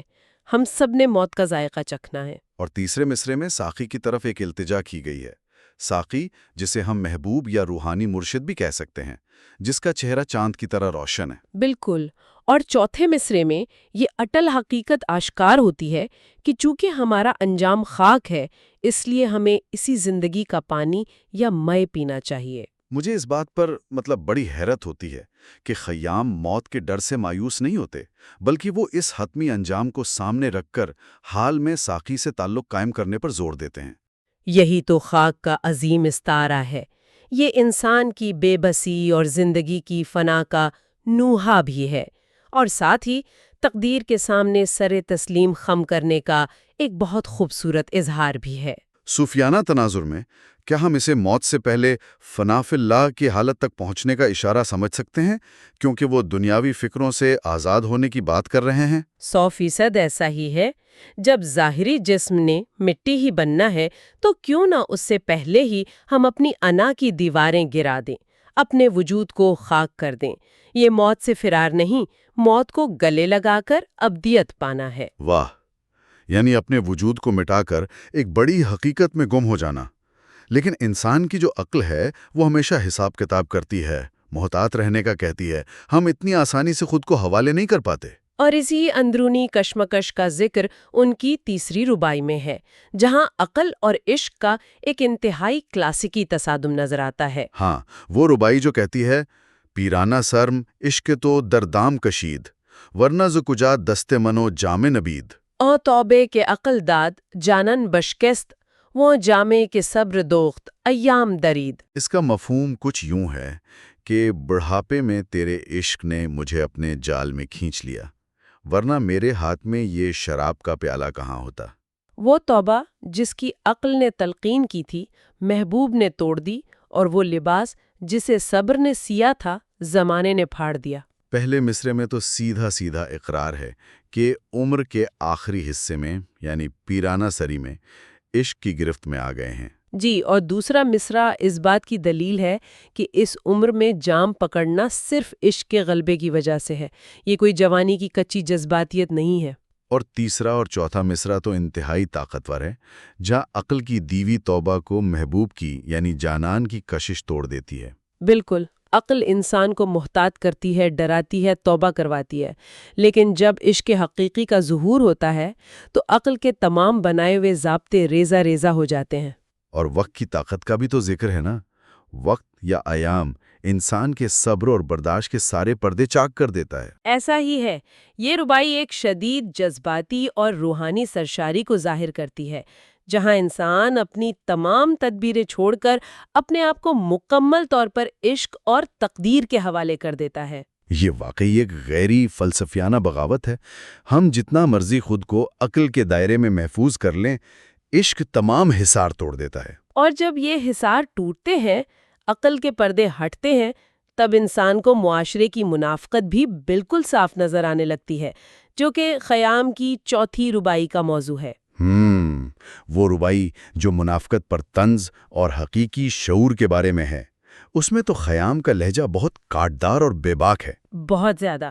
وہ فرماتے ہیں، اے مفتی شہر از تو پرکار تریم، با این ہمم مستی از تو ہوشیار تریم۔ تو خون کسان خوری وما خون رزاں، انصاف بدے قدام خونخوار تریم۔ اردو میں اگر کہیں تو اے شہر کے مفتی، ہم تجھ سے زیادہ محنتی اور باعمل ہیں، اپنی اس تمام تر مستی کے باوجود ہم تجھ سے زیادہ ہوشیار ہیں۔ تو لوگوں کا خون پیتا ہے اور ہم انگوروں کا خون پیتے ہیں، اب تو ہی انصاف سے بتا، دونوں میں سے زیادہ خونخوار کون ہے؟ یہ ایک زبردست سماجی اور فلسفیانہ بغاوت ہے۔ یہ ایک صوفی کی ظاہری مذہبیت، منافقت اور طاقت کے ناجائز استعمال پر شدید تنقید ہے۔ پہلے مصرے میں تو براہ راست شہر کے مفتی یعنی مذہبی پیشوا یا قاضی کو مخاطب کر کے دعویٰ کیا گیا ہے کہ مے خانے کے رند اس سے زیادہ سچے اور عمل والے ہیں۔ اور دوسرے مصرے میں کمال کا تضاد ہے کہ ہم مست ہو کر بھی تم سے زیادہ ہوش میں ہیں۔ یہ تضاد تھوڑا وضاحت طلب ہے۔ خیام کی یہ مستی دراصل کس چیز کی علامت ہے جو انہیں مفتی سے زیادہ ہوشیار بنا رہی ہے؟ خیمہ ساز یعنی خیام کی مستی دراصل دنیاوی فریب اور لالچ سے ہوشیاری کی علامت ہے۔ شراب یا مے کا استعمال یہاں دنیاوی چیزوں اور عہدوں سے بے نیازی کے لیے استعمال ہوا ہے۔ اچھا، اور مفتی کا جو ظاہری ہوش ہے وہ دراصل تکبر، اقتدار اور مال کی ہوش کے نشے میں غرق ہونا ہے۔ بالکل۔ تیسرے مصرے میں مفتی پر واضح الزام ہے کہ وہ ظلم کر کے لوگوں کا خون پیتا ہے، ان کے حق مارتا ہے، جبکہ مینوش صرف انگور کا خون پیتا ہے، یعنی وہ کسی انسان کو نقصان نہیں پہنچاتا۔ اور چوتھا مصرع تو ایک کھلا سوال ہے جو معاشرے کے انصاف کے ضامن کے سامنے رکھ دیا گیا ہے کہ خود فیصلہ کرو، اصل مجرم کون ہے؟ یہ ربائی ظاہر اور باطن کے فرق کو بے نقاب کر دیتی ہے۔ بظاہر پاک باز نظر آنے والا اندر سے کتنا ظالم ہو سکتا ہے، خیام نے اس سچائی کو بڑی دلیری سے بیان کیا ہے۔ واقعی ان چاروں رباعیات کے اس گہرے مطالعے کے بعد یہ بات بالکل واضح ہو جاتی ہے کہ عمر خیام کی رباعیات محض لذت پرستی کا پیغام نہیں ہے۔ ہرگز نہیں، یہ تو زندگی کی ناپائیداری، منافقت سے شدید نفرت اور موجودہ لمحے میں سچائی تلاش کرنے کا ایک طویل اور گہرا روحانی سفر ہے۔